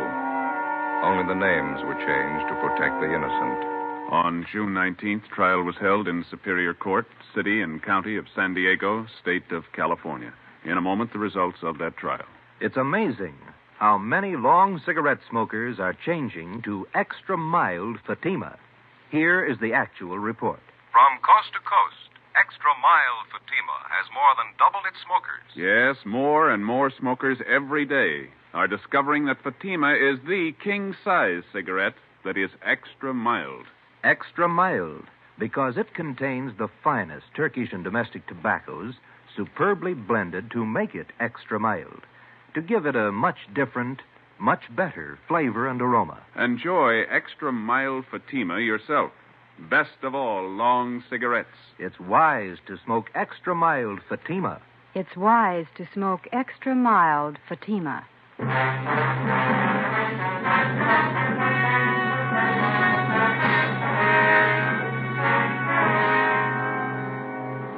After identifying Frank Cheney as the man who did the shooting in the San Diego holdup and murder, Stanley T. Weber was tried and convicted of participation in the robbery and received a sentence of life imprisonment.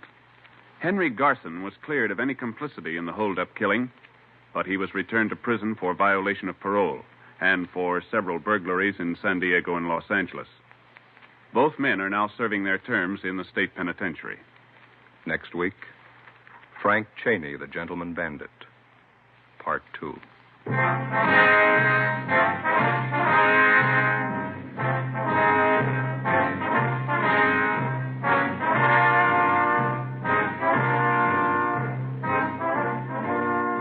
You have just heard Dragnet, a series of authentic cases from official files. Technical advice for Dragnet comes from the Office of Chief of Police W.A. Wharton, Los Angeles Police Department.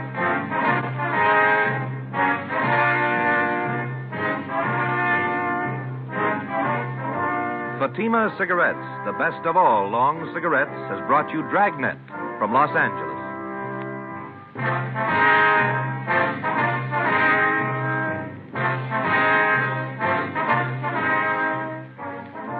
Next, Sarah's Private Caper with comedian Sarah Berner on NBC.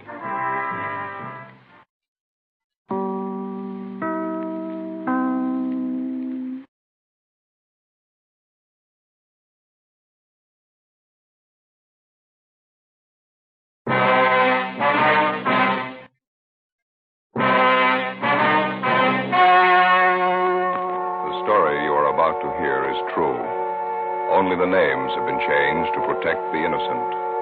Fatima Cigarettes, best of all long cigarettes, brings you Dragnet.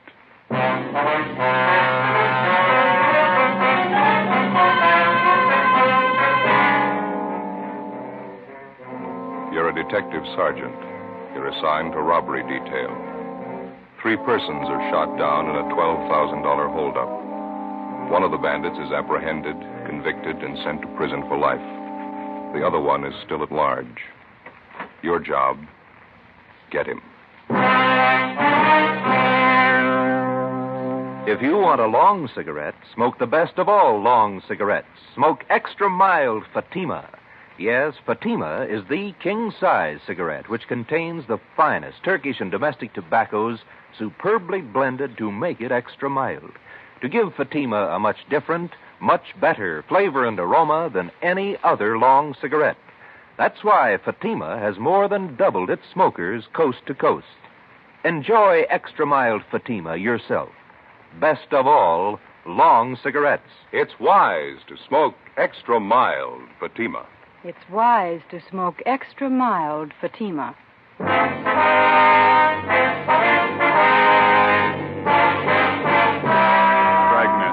the documented drama of an actual crime.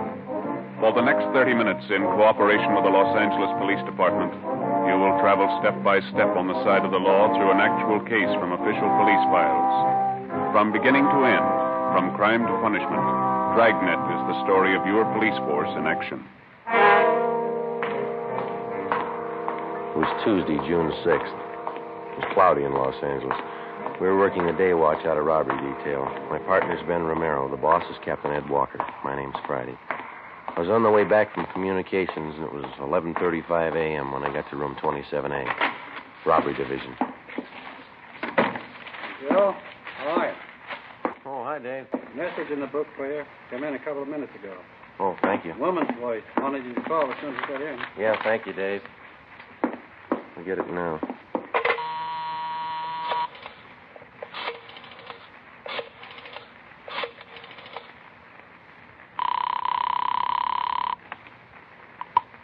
George Street Juvenile Bureau, Miss Bentley. Policewoman River there, please. Just a minute. River? Hold on, please. All right. Miss River? Dorothy? Joe Friday. Oh, yes, Joe. You get the message? Yeah. You worrying about your purse? I can't find it anywhere. Did I leave it in your car last night? Found it this morning. I can leave it at the desk here if you like. You can pick it up sometime today. Oh, that'll be swell, Joe. Thanks a lot. Sure, Dorothy. I had a wonderful time last night, Joe. I certainly enjoyed it. Yeah. Pretty good movie, huh? Say, Dorothy? Yeah. Mother and I were talking this morning at breakfast. Mm-hmm. Like to come over to the house sometime for dinner? Ma'd like to meet you. Oh, well, sure. That'd be fine. I'd like to meet your mother. How about a week from this coming Monday? That's my day off. Is that okay? All right. A week from this Monday.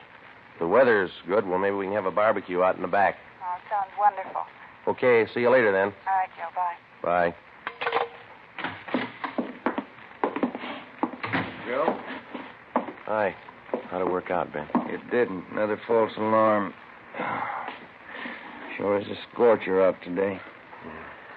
4 months' work and not one solid lead. Where are we going? I haven't got the answer. I've run down so many bum tips, I don't think I'd know the real thing if it hit me in the face. Yeah. Romero, Joe? Yes, Skipper? Oh, McGuire and Morton here from San Diego just got here. You want to come in? Yeah, right away, Ed. There we are. All right. Oh, Ben, What do you say? Sit down. Hope you two have more than we have. It's all in that report on the skipper's desk. 4 months leg work. Cold. Nothing at all? Oh, lots of phony tips, bum leads. We got 3 stakeouts going. His mugshot's plastered all over town. No go, huh? I don't know. I think he's got the perfect face for a killer. You can hang his description on a million guys. Got nothing on him at all. Ben here just ran down the last lead we own. Yeah, false alarm. Nothing on the APB, huh? Got dust on it. Cold enough to bury. How long's it been since it happened? Back in January, wasn't it? Yeah, 27. Stanley Finance Company, San Diego. It's all right there in the report, Ed. Yeah, I see. Hold-up shooting, got 12,000. Suspects, Frank Cheney, Turk Weber. Cheney did the shooting. That's what stops me. What's that? Took us a couple of weeks to grab Turk Weber and put him away. Here it's more than 4 months, and Cheney's still on the loose. Doesn't add. He can't be that smart. Well, he's free. I can't think of a better testimonial. What about the other angles, Friday, besides those 3 stakeouts? We covered the town for Cheney, Ed. 4 months of it. Hotels, rooming houses, motor courts, bars, restaurants, the works. Must have a couple of thousand copies of his mugshot spread around. No response? Oh, get 4 or 5 calls a day on him. Been going on for weeks now. We check him out. Never the right man. What about his wife? She's still supposed to be with Cheney, isn't she? Funny thing, we haven't had one report on her. Last time the two of them were supposed to have been seen together was 5 weeks ago. That was up in Stockton. Cheney's mother-in-law lives in Marysville, huh? Still have a stakeout on her house? Yeah, no leads there either. How about it, Mort? Nothing to offer? About the same as up here. There is something we'd like to check on, though. Yeah? One of McGuire's informants was paroled 2 weeks ago. He served time with Cheney at Folsom. You have anything to say? Yeah. It's his idea Frank Cheney was the most hated man at Folsom. Most of the cons had given their right arm to cool him off. What made him so popular? Pretty much of a heel. Ran to the warden's office 3 times a week regular and formed on the other cons every chance he got. You figure some of them might want to even the score. If they know anything, I'm pretty sure they'll talk. Worth a try, and their leads can't be any colder than what we got anyway. You going to need any help, more? No, McGuire and I can handle the questioning. We'll go up to Folsom tomorrow. Okay. I don't think there's any argument. This thing needs a quick answer. Joe, you and Ben will have to push a lot harder and a lot faster. Cheney's robbed and killed before. Give him the chance, he'll do it again. We've run down all the possible angles, Ed. We've checked every lead we could dig up. There's one you missed. Yeah? The right one. Find it.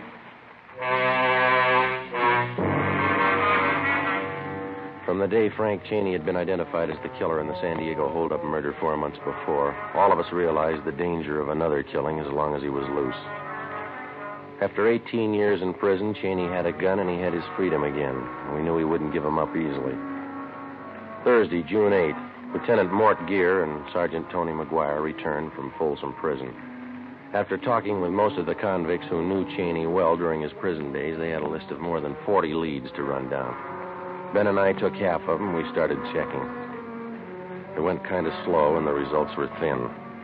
After running down the first dozen leads, we'd found out nothing about the suspect that we didn't already know. Monday, June 12th. We checked with a John Strezak, supposedly one of Cheney's close friends up at Folsom. He'd been paroled before Cheney, and he was now working at a large commercial engraving firm down on East Main. Yeah, I knew Cheney pretty well, Sergeant. Pretty well. Just a minute, will you? Yeah, that does it. Yeah, I know why you're here, Sergeant. I can't help you. You were pretty close to Cheney up at Folsom, weren't you, Strezak? Best friend? Everybody was his best friend. Everybody could do him some good. You haven't seen or heard from him since he got out, huh? Nope, I don't want to. I learned fast. How do you mean? He's a bum, Sergeant. Some people are born that way. Tried to talk me into a break once. I didn't buy. I knew he'd run right to the warden with it. Some people are born that way, bums. You think somebody might be hiding him out? Some of his pals. How about them? If he's got any pals, I don't know. I can tell you this, they didn't come out of Folsom. Well, can you think of anything at all that might give us some kind of a lead on Cheney? I wish I could, believe me. Now, I better get back on the job. Shop foreman. He's no better than Cheney. Bum. All right, Strezak, thanks a lot. I'd like to know if you hear anything. I'm going to leave you one of our cards here. Yeah, okay, Sergeant. Hey, Strezak, what'd you go up for, anyhow? Just what I'm doing. Huh? Engraving. We kept at it, checking out the leads one by one, the same slow, dull routine that we'd been on for 4 months. It ate up valuable time, but it was necessary. You never know what a lead's worth until you check it out. During the past months, from the least promising sources, we'd uncovered a half a dozen bits of information about the suspect, none of them conclusive, but they helped point the way. We found out Cheney's favorite sport was sailing. Yacht clubs up and down the coast were contacted and asked to watch for him. We learned where Cheney got his eyeglasses, contact lenses. We went to the optician, got the prescription for them, and had copies of it distributed to all optical firms in the area. They got a request for lenses which matched those in Cheney's eyeglasses or contact lenses. They were to notify us. From a former college friend, we found out that the suspect was once treated for tuberculosis, and because of this, he drank only goat's milk. All the retailers in the area who sold goat's milk were contacted and alerted. We set up a system to check regularly all the mail received by relatives of both Cheney and his wife. Thursday, June 15th. Hi. San Diego called while you were out. What gear? They come up with anything? Yeah. One lead told him Cheney learned the printing trade while he was up at Folsom. Knew the business well enough to work at it. San Diego checking that out? They alerted the Printers Union. We'll do the same up here. Picture and story on Cheney will be in the Union newspaper next week. Yeah.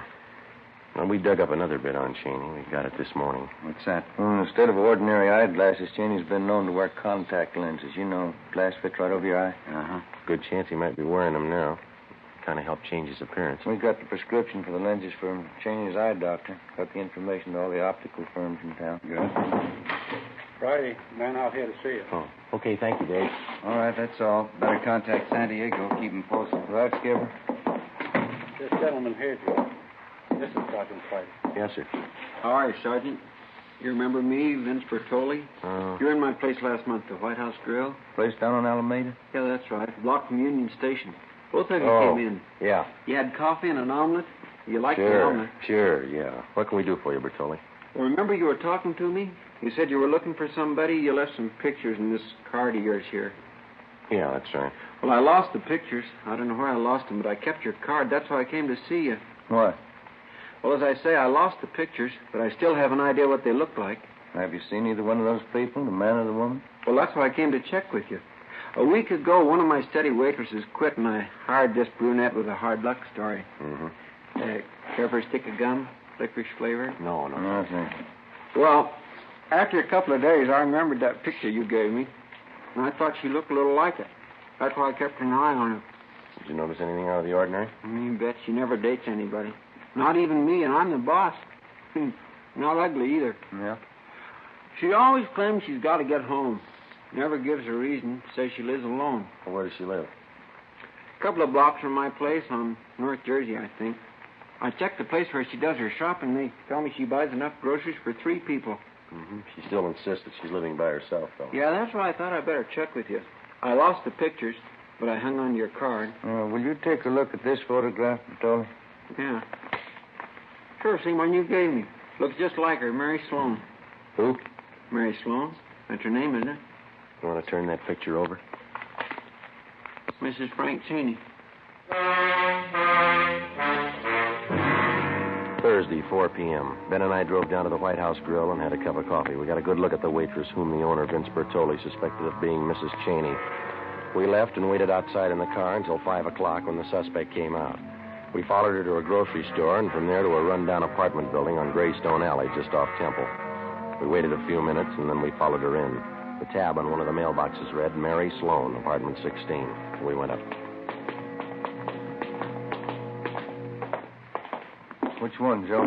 Number 16. It's down this way. Come on. Mm-hmm.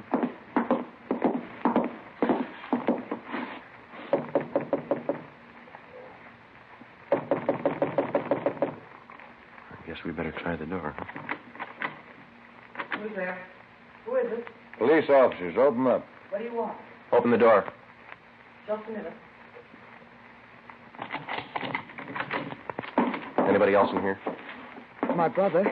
He's sick, sleeping in the next room. He can't be disturbed. Come on, Ben.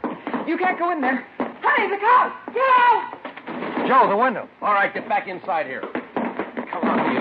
Let me go! Let go of me! His arms, Ben. Grab him, will you? All right.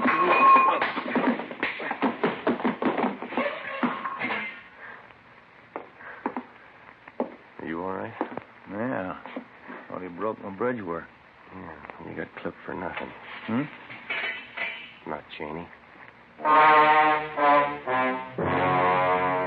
We drove the man and the woman who identified herself as Mary Sloan back to the office where they are identified as fugitives from Miami, Florida.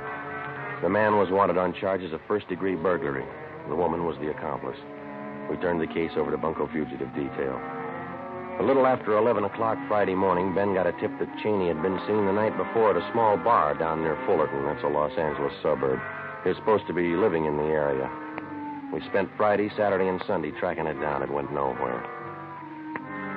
On Monday, for the first time in 3.5 weeks, we had some time off. Half a day. I picked up policewoman Dorothy River and drove her out to the house for lunch. We had a barbecue out in the backyard. Certainly a wonderful place you have here, Mrs. Friday. Beautiful garden. Oh, thank you. It's a lot of work keeping it up. Roses didn't do well at all this year. Aphis, you know. Much more spare ribs, Dorothy. The fire's just right now. Oh, no, thanks, Joe. I've had plenty. Care for another cup of coffee, Dorothy? All right, thank you.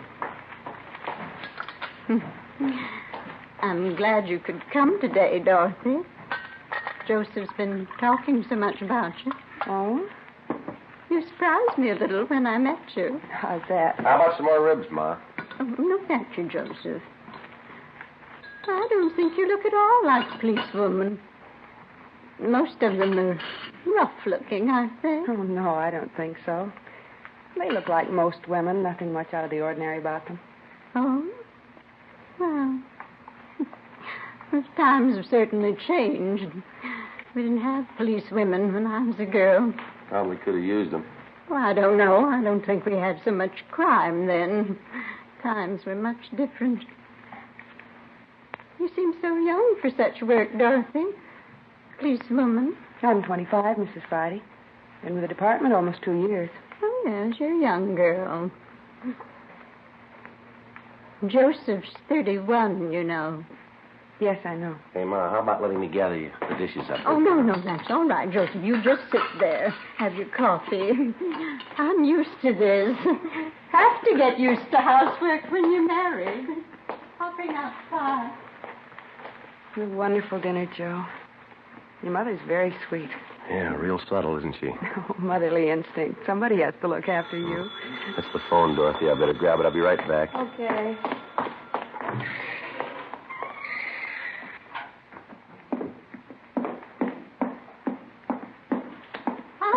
Joseph? Never mind, Ma. Let me get it. Friday talking. This is Walker, Joe. Check back in right away. What do you got? Spring and West Temple, the Second National Bank. Yeah? Frank Cheney just held it up.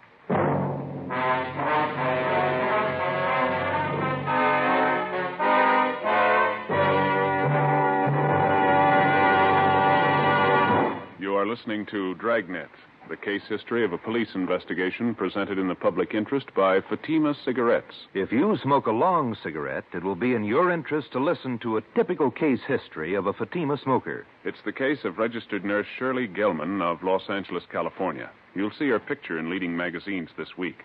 Now, her actual signed statement. When I go off duty, I appreciate a mild cigarette. Fatimas are extra mild. I can enjoy them more.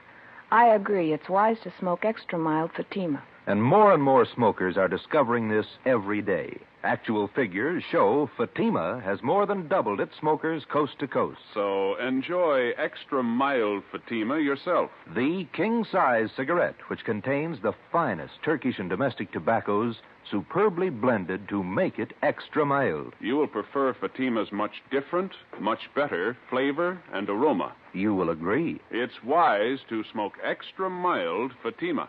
It's wise to smoke extra mild Fatima. The best of all long cigarettes.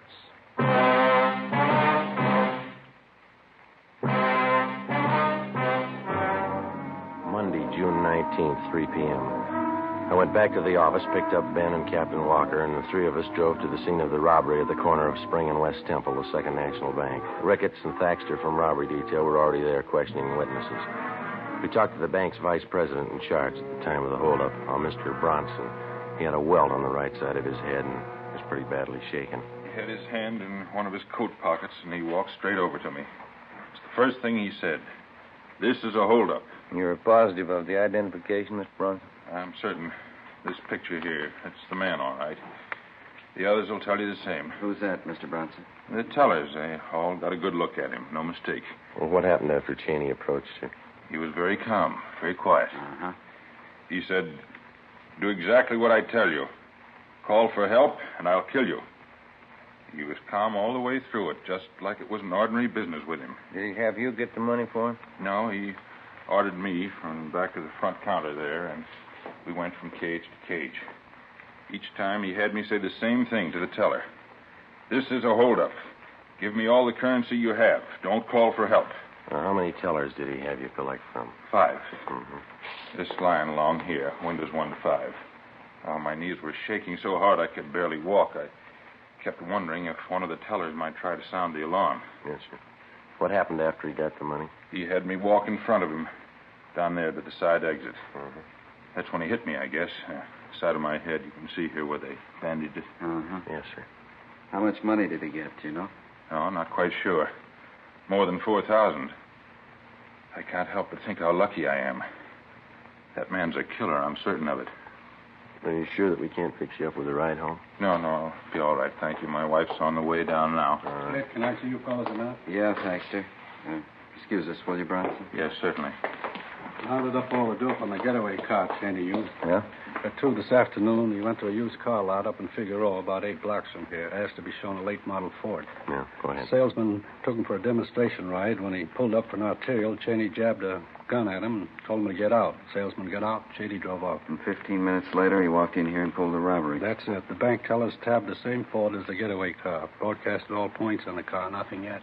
What time you got, Romero? 10 minutes to 4. What time did the alert go out, Taxter? 2:45. Everything covered? Yeah, Union Station, both airports, and bus depots are all alerted. Roadblocks set up on the highways.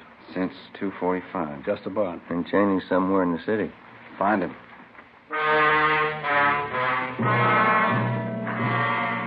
6 p.m., the search went on. We called into the office and had them notify San Diego of the latest developments in the case. At 7 p.m., the weather started to cloud up. Still no sign of Cheney or the getaway car. At 8 o'clock, it started to rain. A few minutes past 10, a 2-door Ford sedan was found abandoned on San Pedro Street near South Park. The license number matched that of Cheney's getaway car. The sedan was impounded and towed to a garage for fingerprinting. Ben called the office, and an emergency detail from Metropolitan Division was sent out to help in a house-to-house canvass of the neighborhood where the car had been found. By 4:30 the next morning, we got nowhere, so we decided to give it up until later in the day. At 6:30 a.m., we had poached eggs and coffee at an all-night drive-in. 7 a.m., it was still raining. We checked back in at the office. I don't know. Seems like every time we have to work late, it's going to rain. You got any of those little white tablets in your locker? That breakfast, any indigestion? Yeah, I think I got a few left. That reminds me, how'd the dinner come off yesterday? 2 of them get along all right? Oh, yeah, all right. You know how it is. Ma had her usual few things to say. Oh? Dorothy handled it pretty good. Good sense of humor. A nice-looking girl. Sensible. Hiya. What do you say, Earl? You any good? No, not much. Phone message in the book for you. You're supposed to call as soon as you get in. Hempstead 4219. No name? No, you're supposed to call the number, that's all. Oh, okay. Well, Well, how's the new house, Earl? Pretty good. Takes a lot of money. Got the forms in for the patio. I'm going to pour the cement this weekend. Mm-hmm. Got the place fenced off yet? Not yet, no. Those pickets cost money. Fellas are telling me that you're doing all the work yourself, huh? Me and the brother-in-law, yeah. Costs a lot of money in a new house. sounds good, Joe. Who was it? Frank Cheney's grandfather. Yeah? Says to come over right away. 7:30 a.m. It was still raining. Ben and I drove out to the older section of the Wilshire district to the Cheney mansion. It represented one part of the suspect's life that we could never figure. As a child and later as a young man, Frank Cheney had had every advantage and comfort that a millionaire father could buy for him. Yet for some reason, he'd settled on a career of crime. 7:45 a.m. Ben and I were shown into the main hallway of the Cheney home by the butler. He recognized us from previous visits. He took our hats and coats and then led us up the staircase to the master bedroom at the far end of the second floor. We found Cheney's 82-year-old grandfather propped up in a four-poster bed. His face was gray and sunken. There was a nurse in a white-starched uniform standing by. You can go, nurse. Go on. I'll be outside if you need me, Mrs. Cheney. Yes. You, have some information for us, Mr. Cheney? Of course. Hi, Carl. Sit down. Thank you, sir. That hold-up yesterday, the bank robbery. I know all about it. Has Frank contacted you? It's like the police. Get right to the point. Has he contacted you, sir? Yes. Hand me that glass of water, please. Oh, yeah. There. Here you are.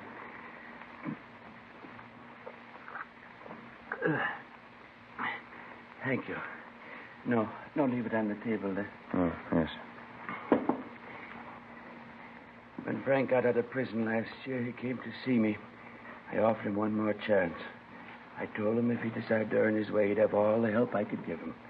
He said he would. Yes, sir. I was a fool like everyone else. I believed him. Any idea where Frank is now? I gave him everything it was possible to give him. He wrecked the family, his father's life, my life. Everything he touched, he ruined. You know where he is now, sir? He telephoned me day before yesterday.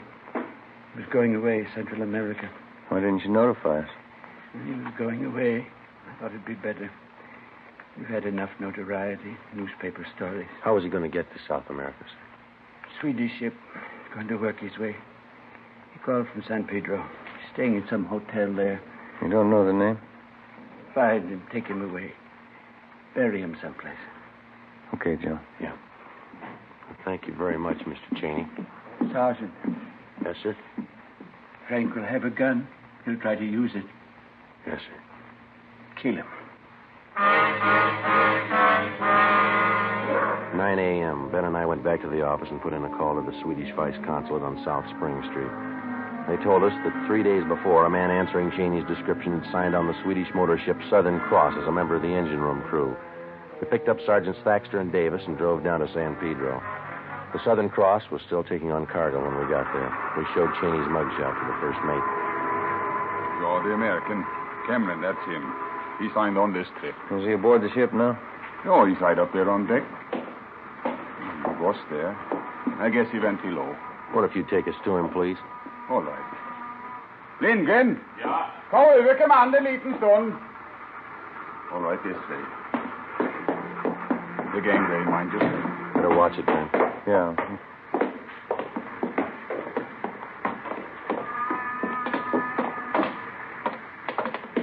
Up forward. Through here. Mm-hmm. Maybe you better stay behind here, sir. We'll take him. What's that? Might be a little trouble here. Do you want to stay behind us? All right. You must be in the engine room. Straight ahead, then turn to your left. Down the companion way. Right, thank you. Come on, now watch your step here. Yeah.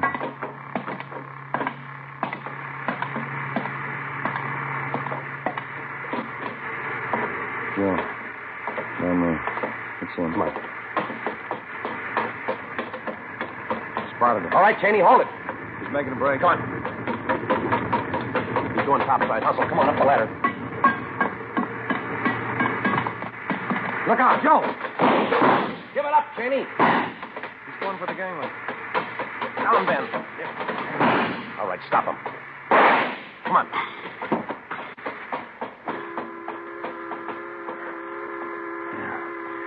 Through the shoulder. Yeah. Bumped his head when he fell. Better get the cuffs on him. Yeah. Where'd everybody disappear to? I guess you didn't notice when we came aboard. Huh? Look topside. See? Red flag. Oh, yeah. Taking on fuel, huh? There's some of the cargo right over there. Oh. High explosives. The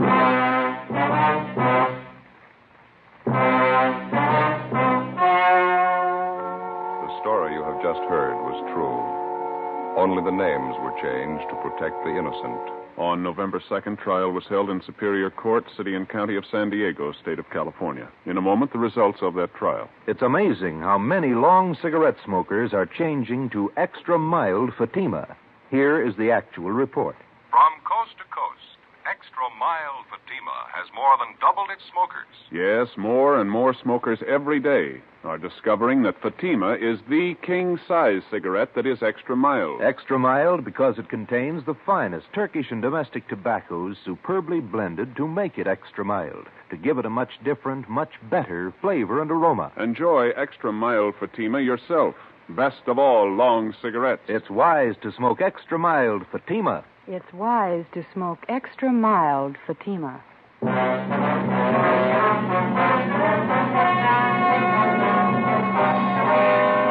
Frank Bertram Cheney was tried and convicted of murder in the first degree. He is now awaiting execution in the lethal gas chamber at the State Penitentiary, San Quentin, California. Fatima cigarettes, the best of all long cigarettes, is brought to Dragnet.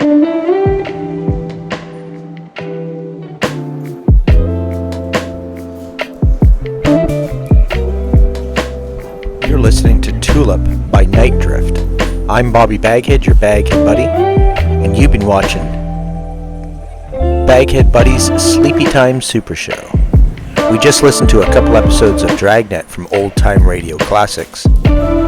We're now going to switch it up a little bit, go back to cartoons, and we're going to see some Rocket Robin Hood. This is a funky old show that I watched as a child. So sit back, relax, chill, have a nap, whatever you need. Stay tuned for more.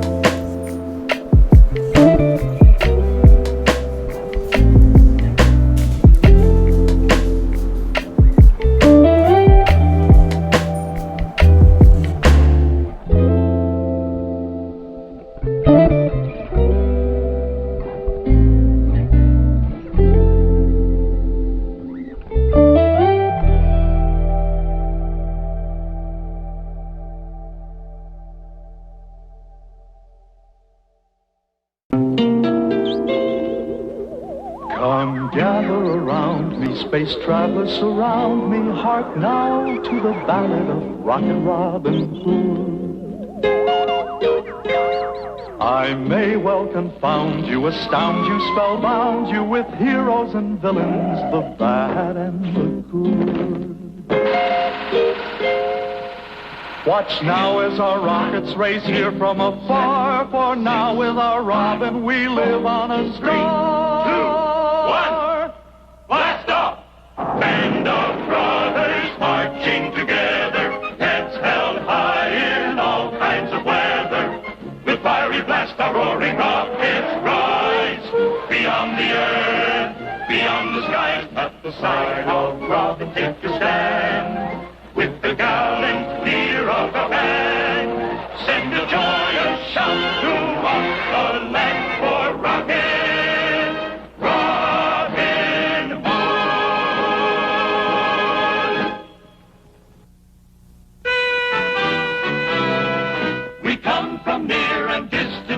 To the sound of the galaxy born, to rally round Rocket Robin Hood, braver man has never been born. So we sally forth against the foe, our band of brothers skyward ho, with Rocket Robin Hood. With Rocket Robin Hood.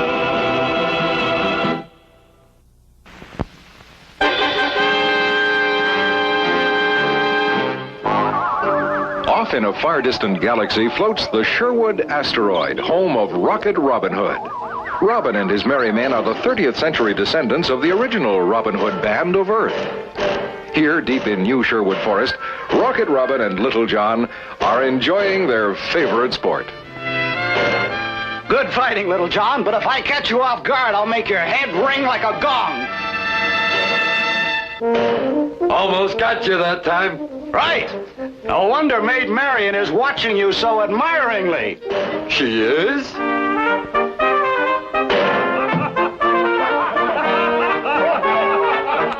My mistake. She's laughing at you. Let that be a lesson to you, spaceman. Always be on your toes. Strange. You aren't on your toes, Robin.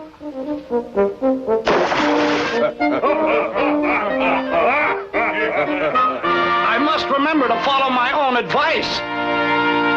Meanwhile, in a village on the planetary headquarters of the National Outer Space Terrestrial Territories, the peasants are forced to pay high taxes under the watchful eyes of the Sheriff of Knot and his chief deputy, Titanor. Mercy! Sire, this is all the money I have. You must realize if we pay, our families will starve. Well, maybe in that case it would be all right for you to give a little less. Dogs, pay every cent you owe Prince John. As the mayor, I must protest this undue harshness. Oh, you do? And where do you live? In yonder cottage.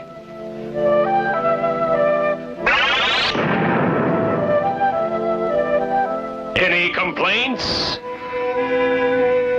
I will protest to Prince John himself.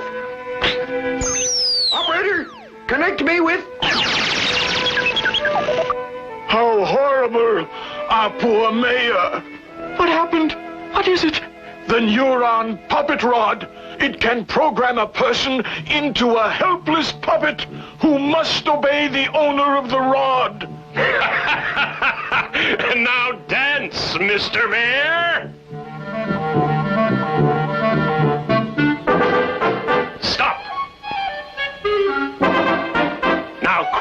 like a baby.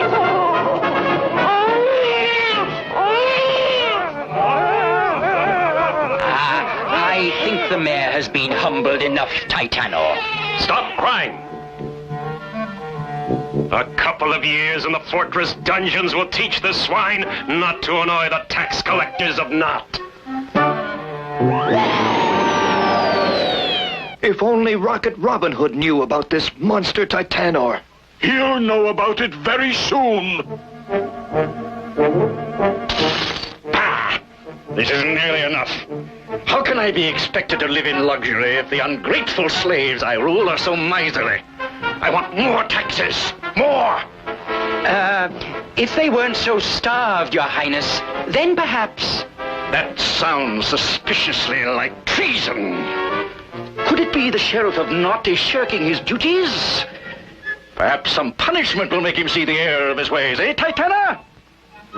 You are already 3/4 of an idiot, Sheriff. Shall we try for the other quarter, Prince John? Please, don't rob me of my wits, or I won't be able to tell you the wonderful plan I have which will destroy Rocket Robin Hood. Wait, I want to hear this. I humbly suggest you lure Rocket Robin into combat with Titana by offering to lower the taxes if Robin wins. I see, an ambush. That's good, that's very good. Put the sheriff down, Titana. The jackal is occasionally useful. The Sheriff of Knot's been bad enough, but Titana is the cruelest deputy who ever enforced Prince John's tax collection. Wherever tyrants exist, there are always barbarians like Titana to torment the helpless. Rocket Robin! Come quickly! The intergalactic transceiver has just announced that Prince John has a message for you. A challenge, Rocket Robin. 2 solar units from now, Titana will wait for you before the Elthark asteroid swarm. Defeat him man-to-man in a space skis battle, and I will lower the peasants' taxes. I am confident you will lose. Refuse this generous offer, and you will be branded a coward throughout the national outer space terrestrial territories. Prince John, I accept. Good. The stupid outlaws snapped the bait. You can't go through with it, Robin. It's a trap, I tell you. I know that. Let the tyrant do his worst. That brute of a Titana has some punishment coming from me for mistreating our good friends. Is Rocket Robin making a mistake in pitting himself against the mighty Titanor? Can Robin survive Prince John's...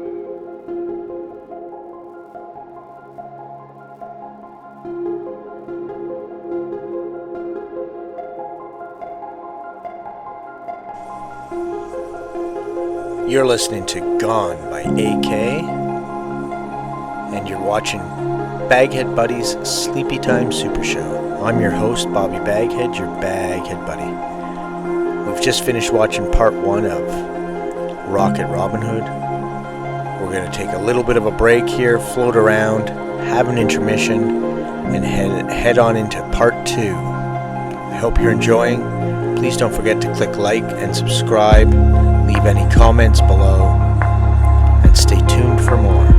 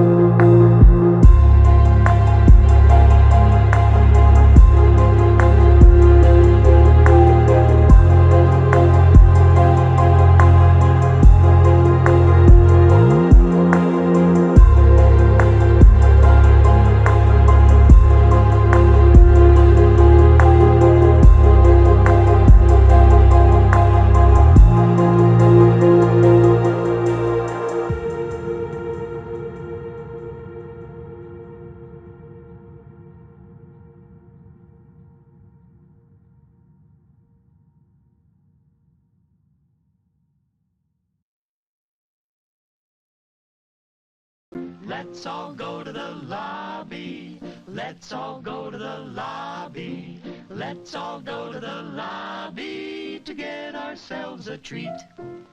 Delicious things to eat. The popcorn can't be beat.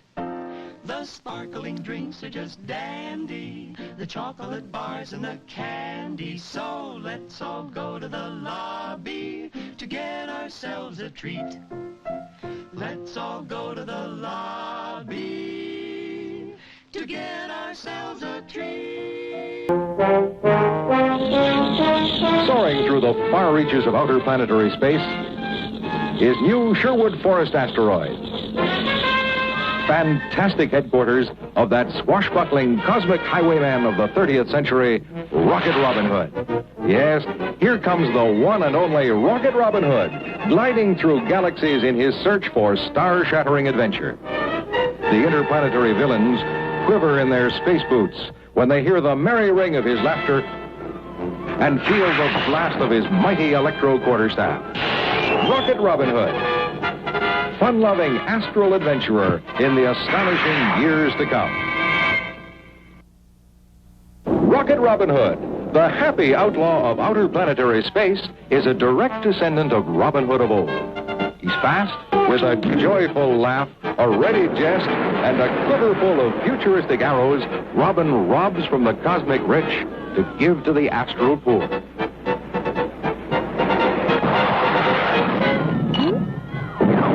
He's fun. He's fantastic.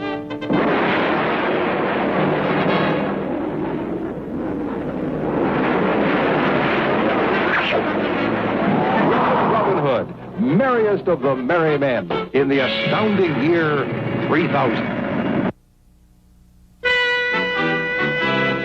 In time of trouble, time of woe, the dark before the dawn, we turn to Robin for his strength in brains as well as brawn.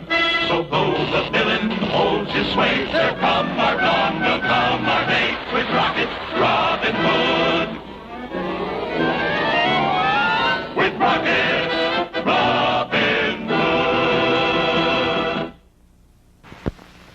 In a treacherous plot to rid himself of Rocket Robin, Prince John challenged Robin to a battle between the valiant outlaw and the monarch's deputy, Titanor. The prince promised to lower the peasants' taxes if Robin won.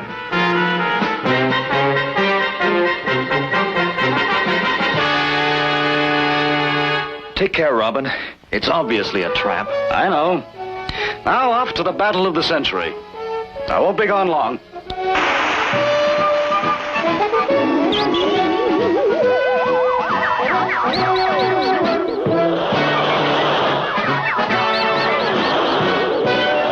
Only the greatest dunce in the universe would dare to space duel with the mighty Titanor. For a moment you had me puzzled.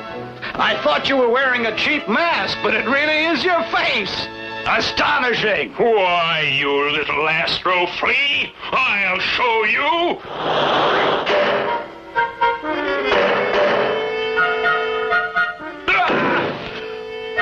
I'm going to tear you apart atom by atom.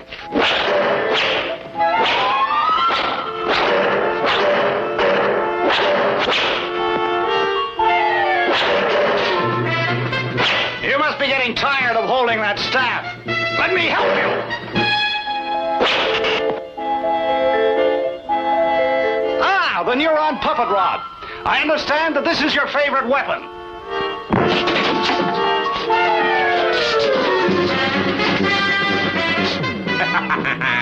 The puppet rod will change Robin into a mindless idiot helpless to resist Titana. Ah! The fool! Great paws, Robin! Ha ha ha! Coward! Come out and fight wherever you are! Why not?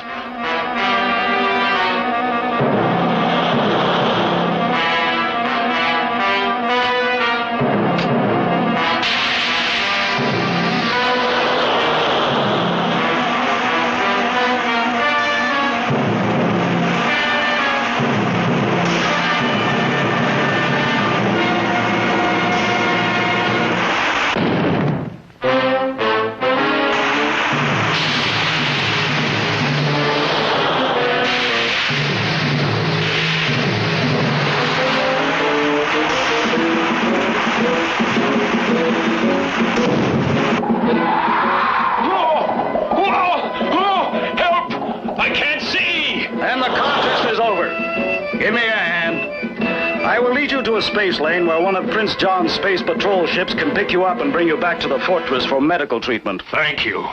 Thank you. If only I could show my gratitude. Why, you treacherous... Are you defeated or not? Yes! Yes, I yield. You win. Spare my life. Prince John, I know you've been watching the duel. As a winner, I call on you to keep your word. Reduce the taxes of the peasants. Rogue spaceman, you dare order your ruler to keep a promise? You will see what happens to vagabonds of the void who dare to flout my royal will.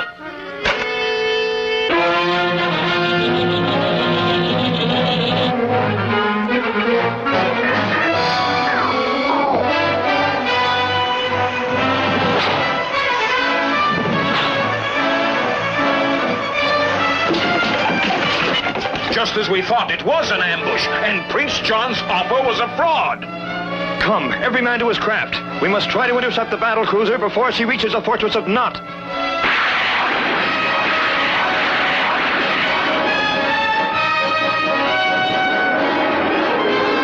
Alanadale, to all spaceships, aim your missiles at the cruiser's jets.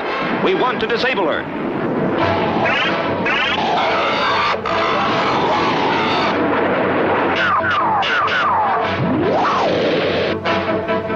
It's no use. It's a case of too much armor and too much speed. Abandon the chase. Proceed by Plan B to the woods behind the fortress of Nott.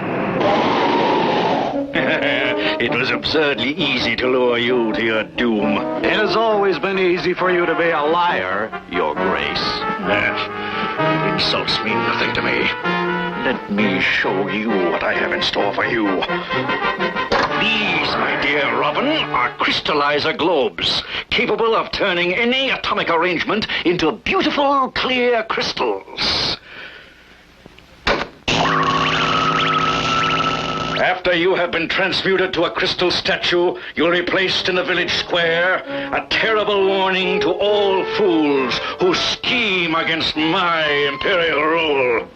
Place him between the globes.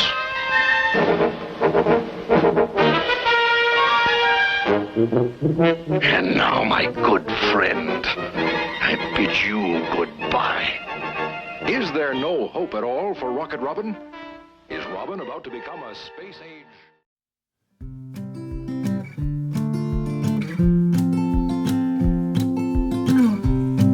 Stay tuned for the next SleepyTime SuperShow, where we will pick up where we left off with Rocket Robin Hood. I'm Bobby BagHead, your BagHead buddy, and you're now listening to Justin Lee and High Hopes. After this, we will return to Old Time Radio with a great episode of Orson Welles' The Black Museum, followed by a short piece on Orson Welles. Remember to click like and subscribe, leave any comments below, and stay tuned for more.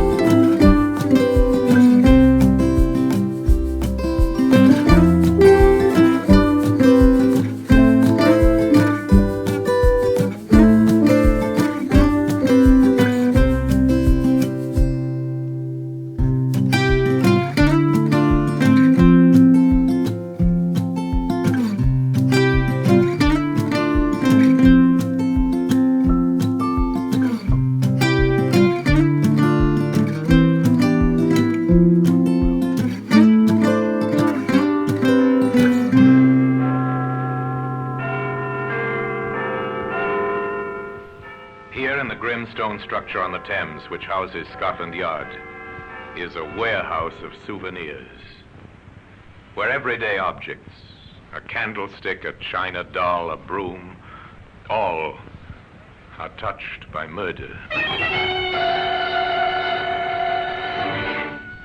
Now take this button, this brass button, the symbol of a barracks parade ground, but this was not found on any parade ground. This is interesting, sir. A brass button. Very interesting, Sergeant. It's from an army uniform.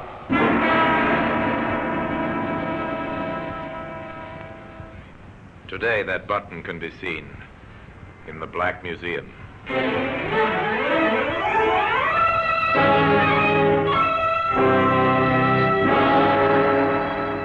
From the annals of the Criminal Investigation Department of the London Police, we bring you the dramatic stories of the crimes recorded by the objects in Scotland Yard's Gallery of Death, the Black Museum. In just a moment, you will hear The Black Museum, starring Orson Welles.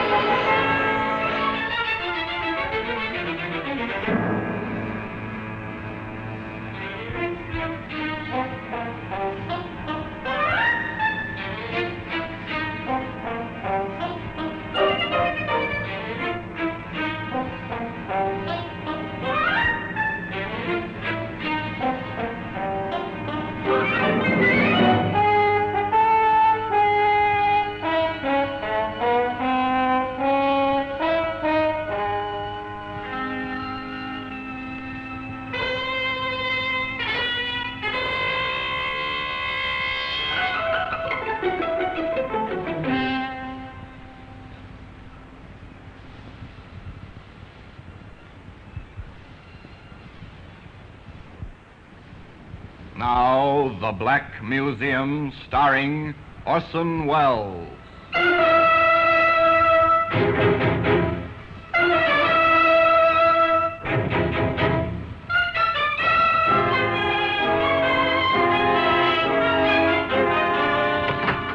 Well, here we are, in the Black Museum. Scotland Yard's Museum of Murder. Shelf upon shelf of curious and repellent objects. The urge to kill, illustrated in many, many ways. Here lies death. Here in the echoing stillnesses of the long room, one stands and looks at violence, expressed by the exhibits that line the shelves, the tables, and the walls.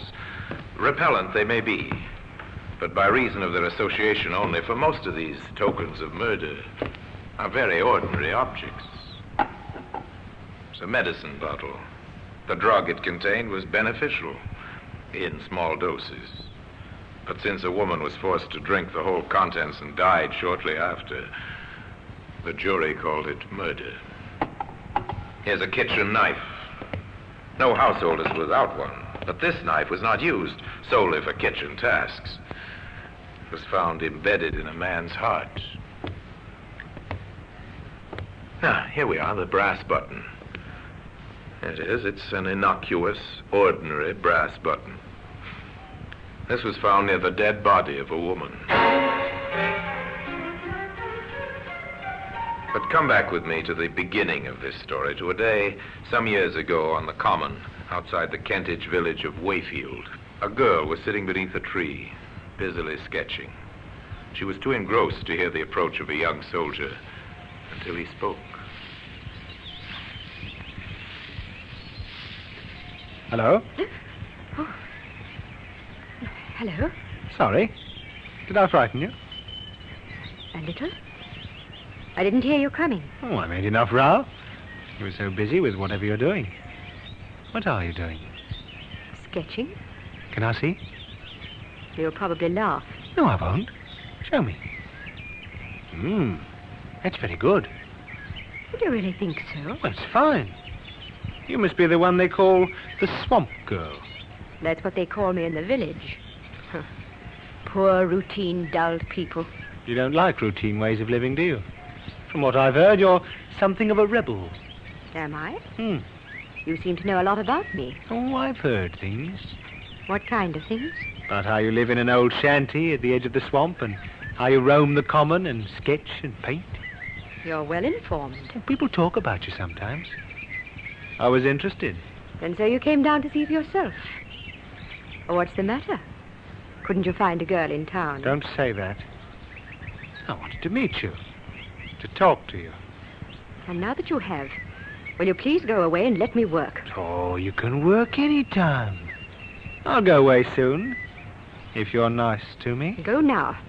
I've no intention of being nice to you, whatever you may think. Come on. Get away. When you found out so much about me, you might have also found out that I'm not interested in men. Least of all, soldiers. That's not very kind. Come here. No. Go away. Come Go on. here. No. No, please don't hurt me. No, please. No!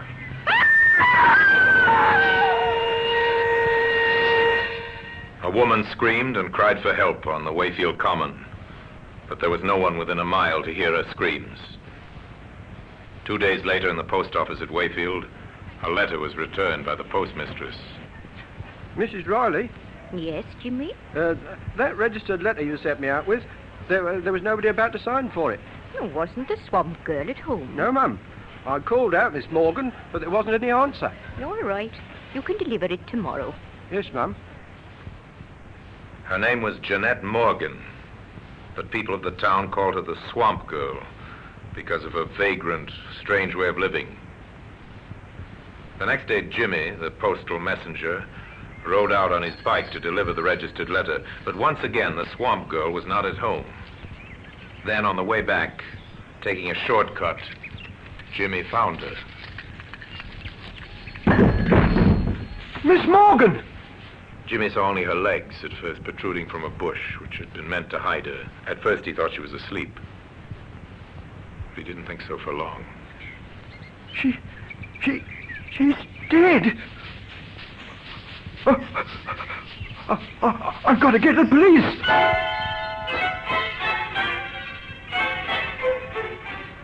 Murder transforms a little village like Wayfield. All work ceases. The people gather in small groups in the streets to talk about it. Yeah, have you heard the news? There's been a murder. Aye? A murder? Yes, out on the common. Who? The swamp girl. They found her body. I was rather afraid that poor girl would come to grief sooner or later. Well, Vicar, you know how it is these days. No parental authority. Ah, more's the pity. Be that as it may, the man who did it must be found. You know, Bert, if young Jimmy Miles hadn't come upon that body like he did, it might have lain there hidden for months, even years. I wonder how it happened. Well, now, the way I sees it is this. Now in the bar of the local, they sipped their beer and discussed the sensation. Jimmy became something of a hero. He'd found the body and even now is being questioned by the London detectives from Scotland Yard. This is Jimmy Miles, sir. Hello, Jimmy. You found the body, I understand. Yes, Inspector Gallico. Was she really murdered, sir? Well, that's what we must find out. And you can help us. Oh, really? How? I believe you rode out to her shanty at the edge of the swamp to deliver a registered letter to Miss Morgan. Yes, that's right, sir. She used to get a registered letter every month. I always took them out. And she had to sign for them, of course. Oh, yes. Then you got to know her, I suppose.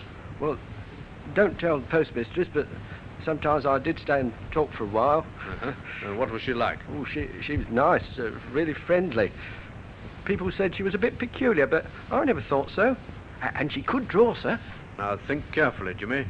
Did you ever see her with anyone, man or woman? Oh, never, Inspector. She had no friends around here. She once told me so. No friends, I see. Now, about this registered letter, was that the first time you had taken it out? Oh, no, sir. I went out the previous day, on Monday, but she wasn't there. Did you call out? Yes, and I went round the common, to the places where she used to go and sketch. I knew most of them. And she wasn't anywhere about? No, nowhere at all. What time of the day was this? Well, I just left the post office just on 10. It's about half an hour's ride. So you were out there by 10:30? All right, Jimmy. Thank you very much. Is that all, Inspector Gallico? Well, that's all for the moment. You've been very helpful. A lucky witness, young Jimmy Miles. A break for Inspector Gallico early in the case. For with the evidence of the police surgeon, certain facts could be established. What's your verdict on the post-mortem, Doctor? Well, the cause of death didn't give us any trouble, Inspector. She was strangled. What about the time of death? That's not so easy. I'd say she died 48 hours ago, at least. Wait a minute. That means before noon on Monday. It ties in, Doctor. Good. But at what time before noon, I would not care to predict. The contents of the stomach indicate she'd had breakfast. Then sometime between breakfast and noon, she met her death. And she was nowhere about 10:30 when the postal boy brought her letter. What about that letter, Sergeant? I have it here, sir. Who is it from? It's from Mrs. Morgan of Tunbridge Wells, her mother. Money, I suppose. £10, sir. And a plea to come home and live a normal life. Poor Mrs. Morgan. Her daughter couldn't even die a normal death. The pattern of the crime begins to make itself clear. The victim's identity is known. The approximate time and the cause of death is known. Now the hunt will begin for the killer. Here is a police message. The body of a woman named Jeanette Morgan has been discovered on Wayfield Common. Evidence suggests that she met her death by strangulation sometime before noon on October the 19th. Any person who was in the vicinity of Wayfield Common on that day, or can give any information, should communicate with the nearest police station in order to assist in the search for the murderer. And in this, the police will be aided by a brass button. That same brass button that today can be found in the Black Museum. In just a moment, we will continue with The Black Museum, starring Orson Welles.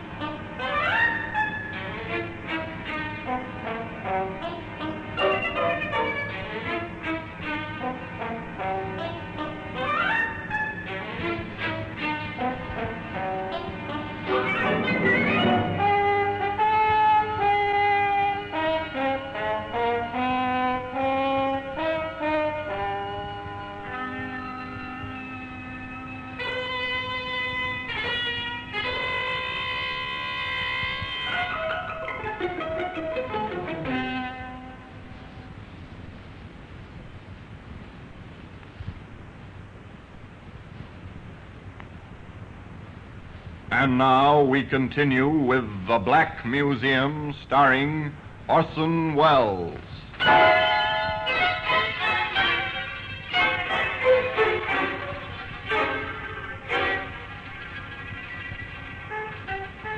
To a small cottage in Tunbridge Wells now go the detectives from Scotland Yard.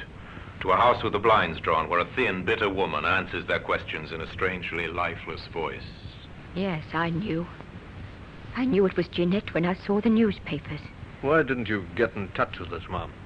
Oh, I knew you'd get in touch with me if you wanted me. Besides, what business is it of mine? But she was your daughter. Was she? Jeanette's younger sister lives here with me. Works at a shop nearby. She's my daughter. Yes, I see what you mean. I warned her. I told her it had come to no good end, living that strange and unnatural kind of way. Mrs. Morgan, we won't trouble you any longer, but could you tell us, did your daughter have any close men friends? Men friends? Yes. Jeanette? I wish she had. But a boyfriend would have been too ordinary for her. She had to be different. She had to be The swamp girl. I'm sorry. Why did it have to happen to her? To me? Why? Why?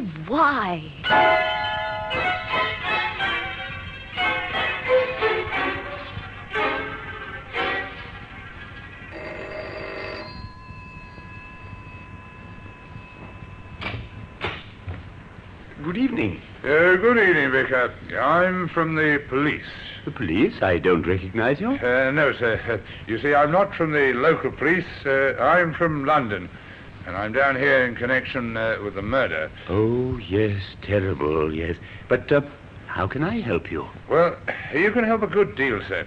You see, the local police are pretty short-handed, and Inspector Gallagher has decided that our next move should be to make a very thorough search of the common, particularly round about where the body was found. Oh, I see. And I suppose you want some help from my parishioners? Yes, sir, that's roughly the idea. Ah, very well, then. We'll help you in every way we can. You can depend upon us. All right, Sergeant. Let's get on with the search. Very good, sir. You take Smart and work in from the road. All right, I'll sir. take Rogers and work in from the field side. I'll meet you by the ditch. Yes, that'll be all right, sir.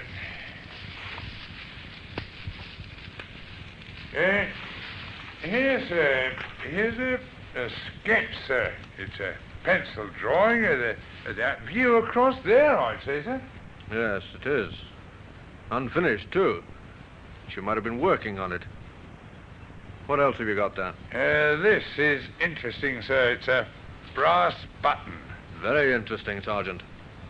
It's from an army uniform. Uh-huh. Where's the nearest camp to Wayfield? I believe there's one across the river, sir, about 2 miles away. Inspector Gallico left his sergeant in charge of searching the common and went to the army camp to enlist the help and cooperation of the commanding officer.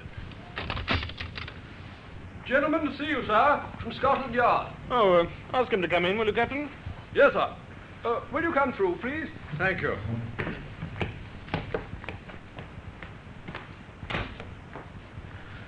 Major Curtis, I'm Inspector Gallico from Scotland Yard. How do you do, Inspector? Sit down, won't you? Well, now, how can I help you, Inspector? I'm here to investigate the murder of Jeanette Morgan. Oh, the swamp girl mystery. Yes. Yes, tragic business. Major, not far from where the body was left, we found this. An army button. That's why I'm here. I see.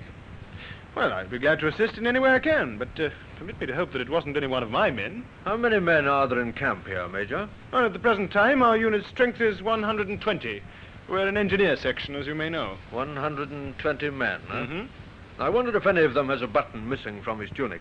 Well, if you wish, I'll order an immediate inspection. Not yet, sir. You can assist me in another way first. Oh? How, Inspector? Well, I want a list of all those absent from camp on Monday morning. Oh, that should be easy. There's no leave on any week morning. If anyone was away from camp, it must have been for a special reason. Anyone at all, between the hours of 7 in the morning and 1 o'clock. Well, the adjutant can help us there. I'll get him to make out a list of all those away from camp on Monday morning immediately. The commanding officer was away a short time, and on his return he brought with him a piece of paper containing a list of names. He gave it to the London detective.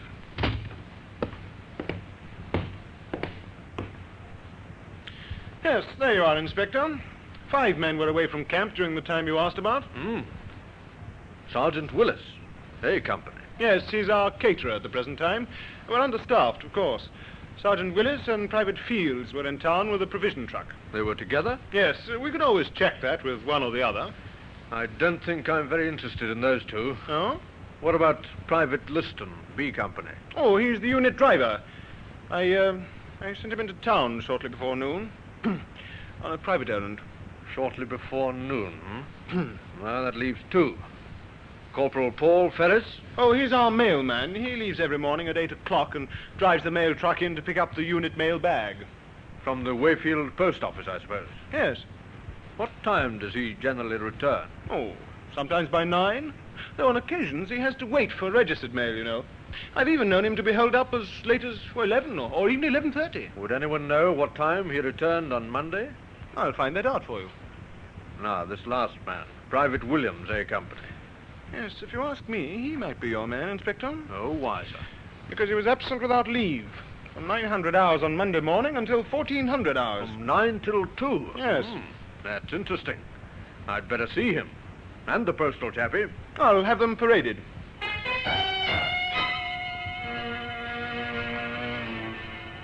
Corporal Ferris, Private Williams, this is Inspector Gallico from Scotland Yard. He has some questions to ask you both. Thank you, sir. Corporal Ferris, we'll take you first. Yes, Inspector. What time did you leave camp last Monday morning on your mail run? At 800 hours, sir. And what time did you return? Well, if I remember correctly, the mail was brought round rather late that morning, Corporal. Yes, sir.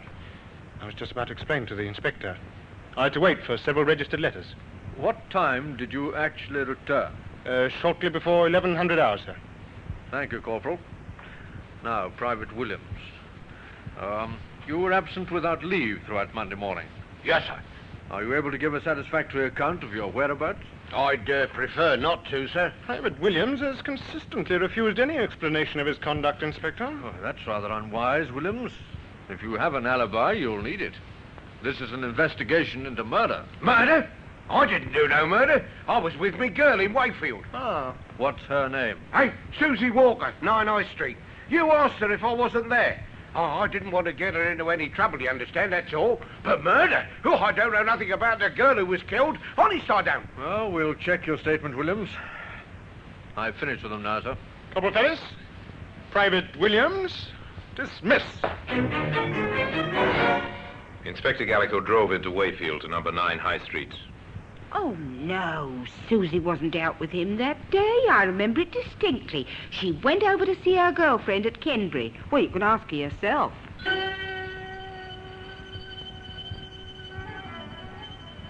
Susie Walker was a small, frightened girl, the counterpart of Private Williams. Oh, Inspector, I hope he hasn't done anything wrong up at the camp in not telling them where he was. Oh, that'd be terrible. He wouldn't tell a lie, I know that. I'm sure of it. You see, we'd had a quarrel, and he wanted to see me. I didn't dare let Mother know, so I made up a story about it. She confirmed his alibi, and Gallico went next to the post office to interview Mrs. Riley. Just one inquiry I'd like to make, Mrs. Riley. Oh, anything at all, Inspector. Anything. To think of that poor girl. And my Jimmy Miles finding a body. Mrs. Riley, can you recall offhand whether you had any registered mail for the Army unit on Monday? Registered mail on Monday. Well, I couldn't remember offhand, Inspector, but I'll have it here in the book. Wait a minute and I'll look it up. No, there was nothing on Monday. There hasn't been a registered letter for the Army since last week. Then the postal corporal wouldn't have been delayed on Monday morning. Oh, not him. He was in for his mail bag and out again quick as you like. Didn't even stop for a chat. I remember that now. What time would he have left here, Mrs. Riley? Can you give me any idea? I can give it to you right on the dot. It's come back to me quite plainly. We open at 8:30. Corporal Ferris was here waiting when I arrived to open up. 8:30. And he didn't stay? No, not more than a few minutes.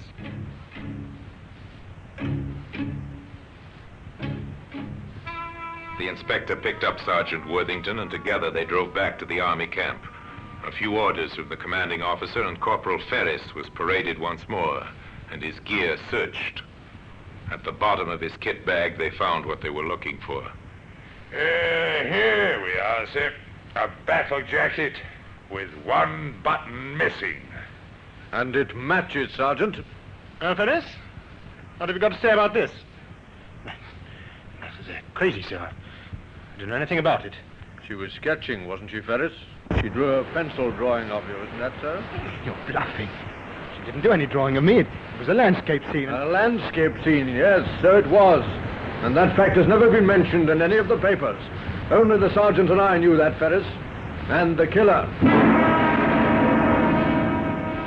Paul Ferris was taken into custody and charged with the murder of Jeanette Morgan, the swamp girl.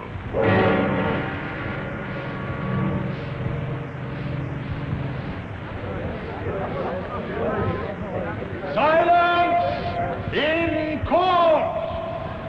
Ladies and gentlemen of the jury, you have heard the facts in this case as related by the witnesses which have been called, both by the defense and the prosecution. The prisoner stands before you accused of the crime of murder, a particularly brutal murder. A murder without motive. But lack of motive is not necessarily a defense. It is for you to decide whether the facts which you have learnt during this case, not only the words spoken by the witnesses, but the mute testimony of the material objects placed before you, justify your verdict, which must be beyond all reasonable doubt.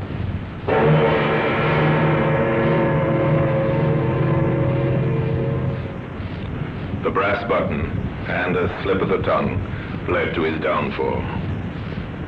Today, that brass button occupies a place of honor in the Black Museum.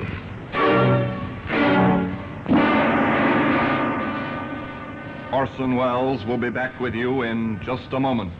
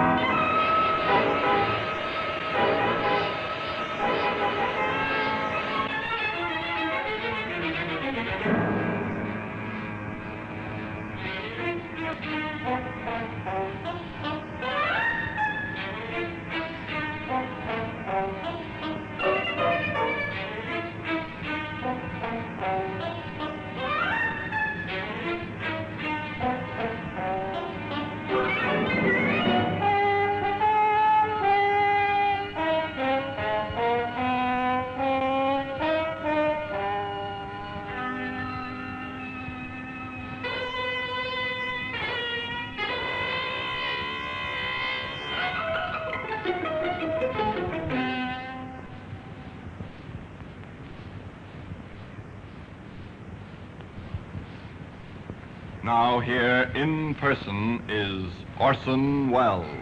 The picture was completed when the tracks of a vehicle were found some 50 yards away from the scene of the crime. The tracks were identified as those of the mail truck, of which the driver had been Corporal Paul Ferris. The defense did their utmost to prove insanity, but the jury were in little doubt that the man was sane, and that his advances repulsed, he'd strangled the swamp girl to death. They took 17 minutes to find him guilty, and the brass button which had led to his arrest was Exhibit A on the courtroom table, from where at the end of the trial and the pronouncement of the inevitable death sentence, it was taken to its present resting place in the Black Museum. And now until we meet next time in the same place and I tell you another story about the Black Museum, I remain as always, obediently yours.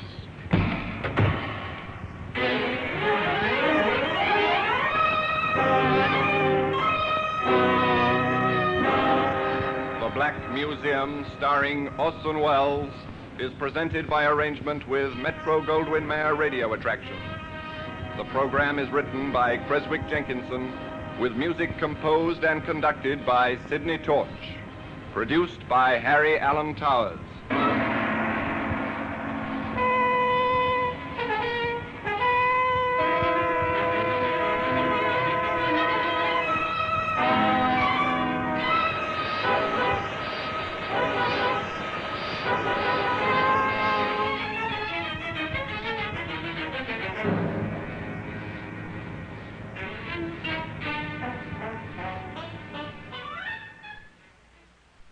Orson Welles. Talent, girth, ego, ambition. Everything about Orson Welles swelled beyond the boundaries of normal men. His talent as an actor, writer, director, and producer soared above the worlds of stage, radio, film, and television. But as high as his skill took him, his outsized personality and uncompromising artistic stance weighted down his actual accomplishments. And while the first film bearing his complete authorial stamp, Citizen Kane in 1941, ensures that Welles will always have a place at the forefront of film history, the rest of his wildly uneven career sags under the yoke of his enormous, if unfulfilled, potential. Ironically, this most sophisticated of artists started his life on the simple plains of the American Midwest. George Orson Welles was born on May 6, 1915 in Kenosha, Wisconsin. Welles' parents, however, had high hopes for their son. After a local doctor determined that young Orson was a prodigy at the age of 18 months, his mother dedicated her life to helping him realize his potential. At the age that most children are learning how to tie their shoelaces, Welles was painting, playing violin, performing magic tricks, and acting in local theater productions. Orson was the second son of Richard Welles, an inventor, and Beatrice Ives, a concert pianist. The name George was soon dropped. The family moved to Chicago when Welles was 4. 2 years later, his parents separated formally. The comfortable circumstances in which Welles was born gradually diminished. During Orson's boyhood, his father grew increasingly alcoholic and not inclined to work. His mother, once an accomplished pianist and a suffragette, became sickly. In May of 1924, when Orson was only 9, he was summoned to his mother's sick room for what were to be some of their last moments together. She died in a Chicago hospital 2 days later.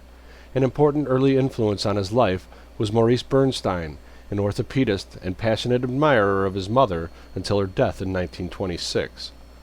By every account, Orson found formal education to be tedious, but in 1926, just as his unhappy childhood was gradually slipping into a lonely adolescence, a rescue arrived when he was enrolled in the Todd School in Woodstock, Illinois. At age 11, he was introduced to the school's revered headmaster, the man who became his first real father, Roger Hill. It was at the Todd School where Welles was given free access to the campus theater and its printing press that the impresario was truly born. Encouraged and nurtured by the Hills, Orson wrote, directed, and performed a variety of roles, including that of the Virgin Mary in the school nativity play. While at the Todd School, Welles made his first film, Heart of Age, a 4-minute short co-directed with another student, William Vance, starring Virginia Nicholson, also a Todd student, who would later become Orson's first wife. In later years, when asked about this early work, Orson snorted that it really wasn't really a movie at all, shrugging it off as a mere satire, a youthful impetuosity. His formal education ended with a graduation in 1931. By the age of 20, Welles was a star on stage.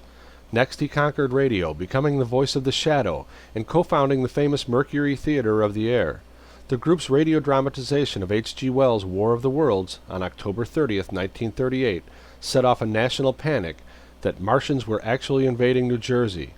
Hollywood recognized his talent, and he and his company of actors, including Joseph Cotten and Agnes Moorehead, soon found themselves in Los Angeles courtesy of the RKO Studios. Citizen Kane, the group's first production, became one of the most influential films of all time, both for its artistic merit in use of flashback, deep-focus photography, and unusual camera angles, and for its eerie prescience. For like Charles Foster Kane, the character he played, George Orson Welles' life and career would soar and sink at dizzying intervals that would completely crush a lesser man and artist. Welles knew, of course, that he could never follow up the success of Citizen Kane, but that didn't stop him from trying. The Magnificent Ambersons, 1943, Lady from Shanghai, 1952, Macbeth, 1952, Touch of Evil, 1959, and Chimes at Midnight, 1968, are all either noble failures or visionary masterpieces, depending upon which critic you read. And while he had trouble finding financing for his own pictures after Citizen Kane, Welles acted in other directors' projects to pay the bills, most notably in Carol Reed's The Third Man in 1949. Welles was married 3 times, including a 5-year hitch to Rita Hayworth. He indulged a passion for food, alcohol, and cigars his entire life, a life which ended with him grossly overweight and dead of a heart attack at the age of 70. But the films live on, especially Citizen Kane, which several film industry polls have voted the greatest film of all time. Orson remained active in radio throughout his career, later starring in the BBC series The Third Man based on his 1949 film and The Black Museum. He also made television appearances, did voiceovers and recordings, and occasional commercials until his death.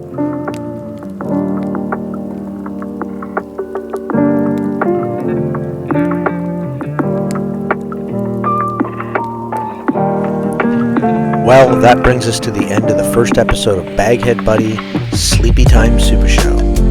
I've been your host, Bobby BagHead, your BagHead Buddy. Please take the time to hit like and subscribe and leave any comments below. Stay tuned for another episode. I've had fun making this. I hope it helps you.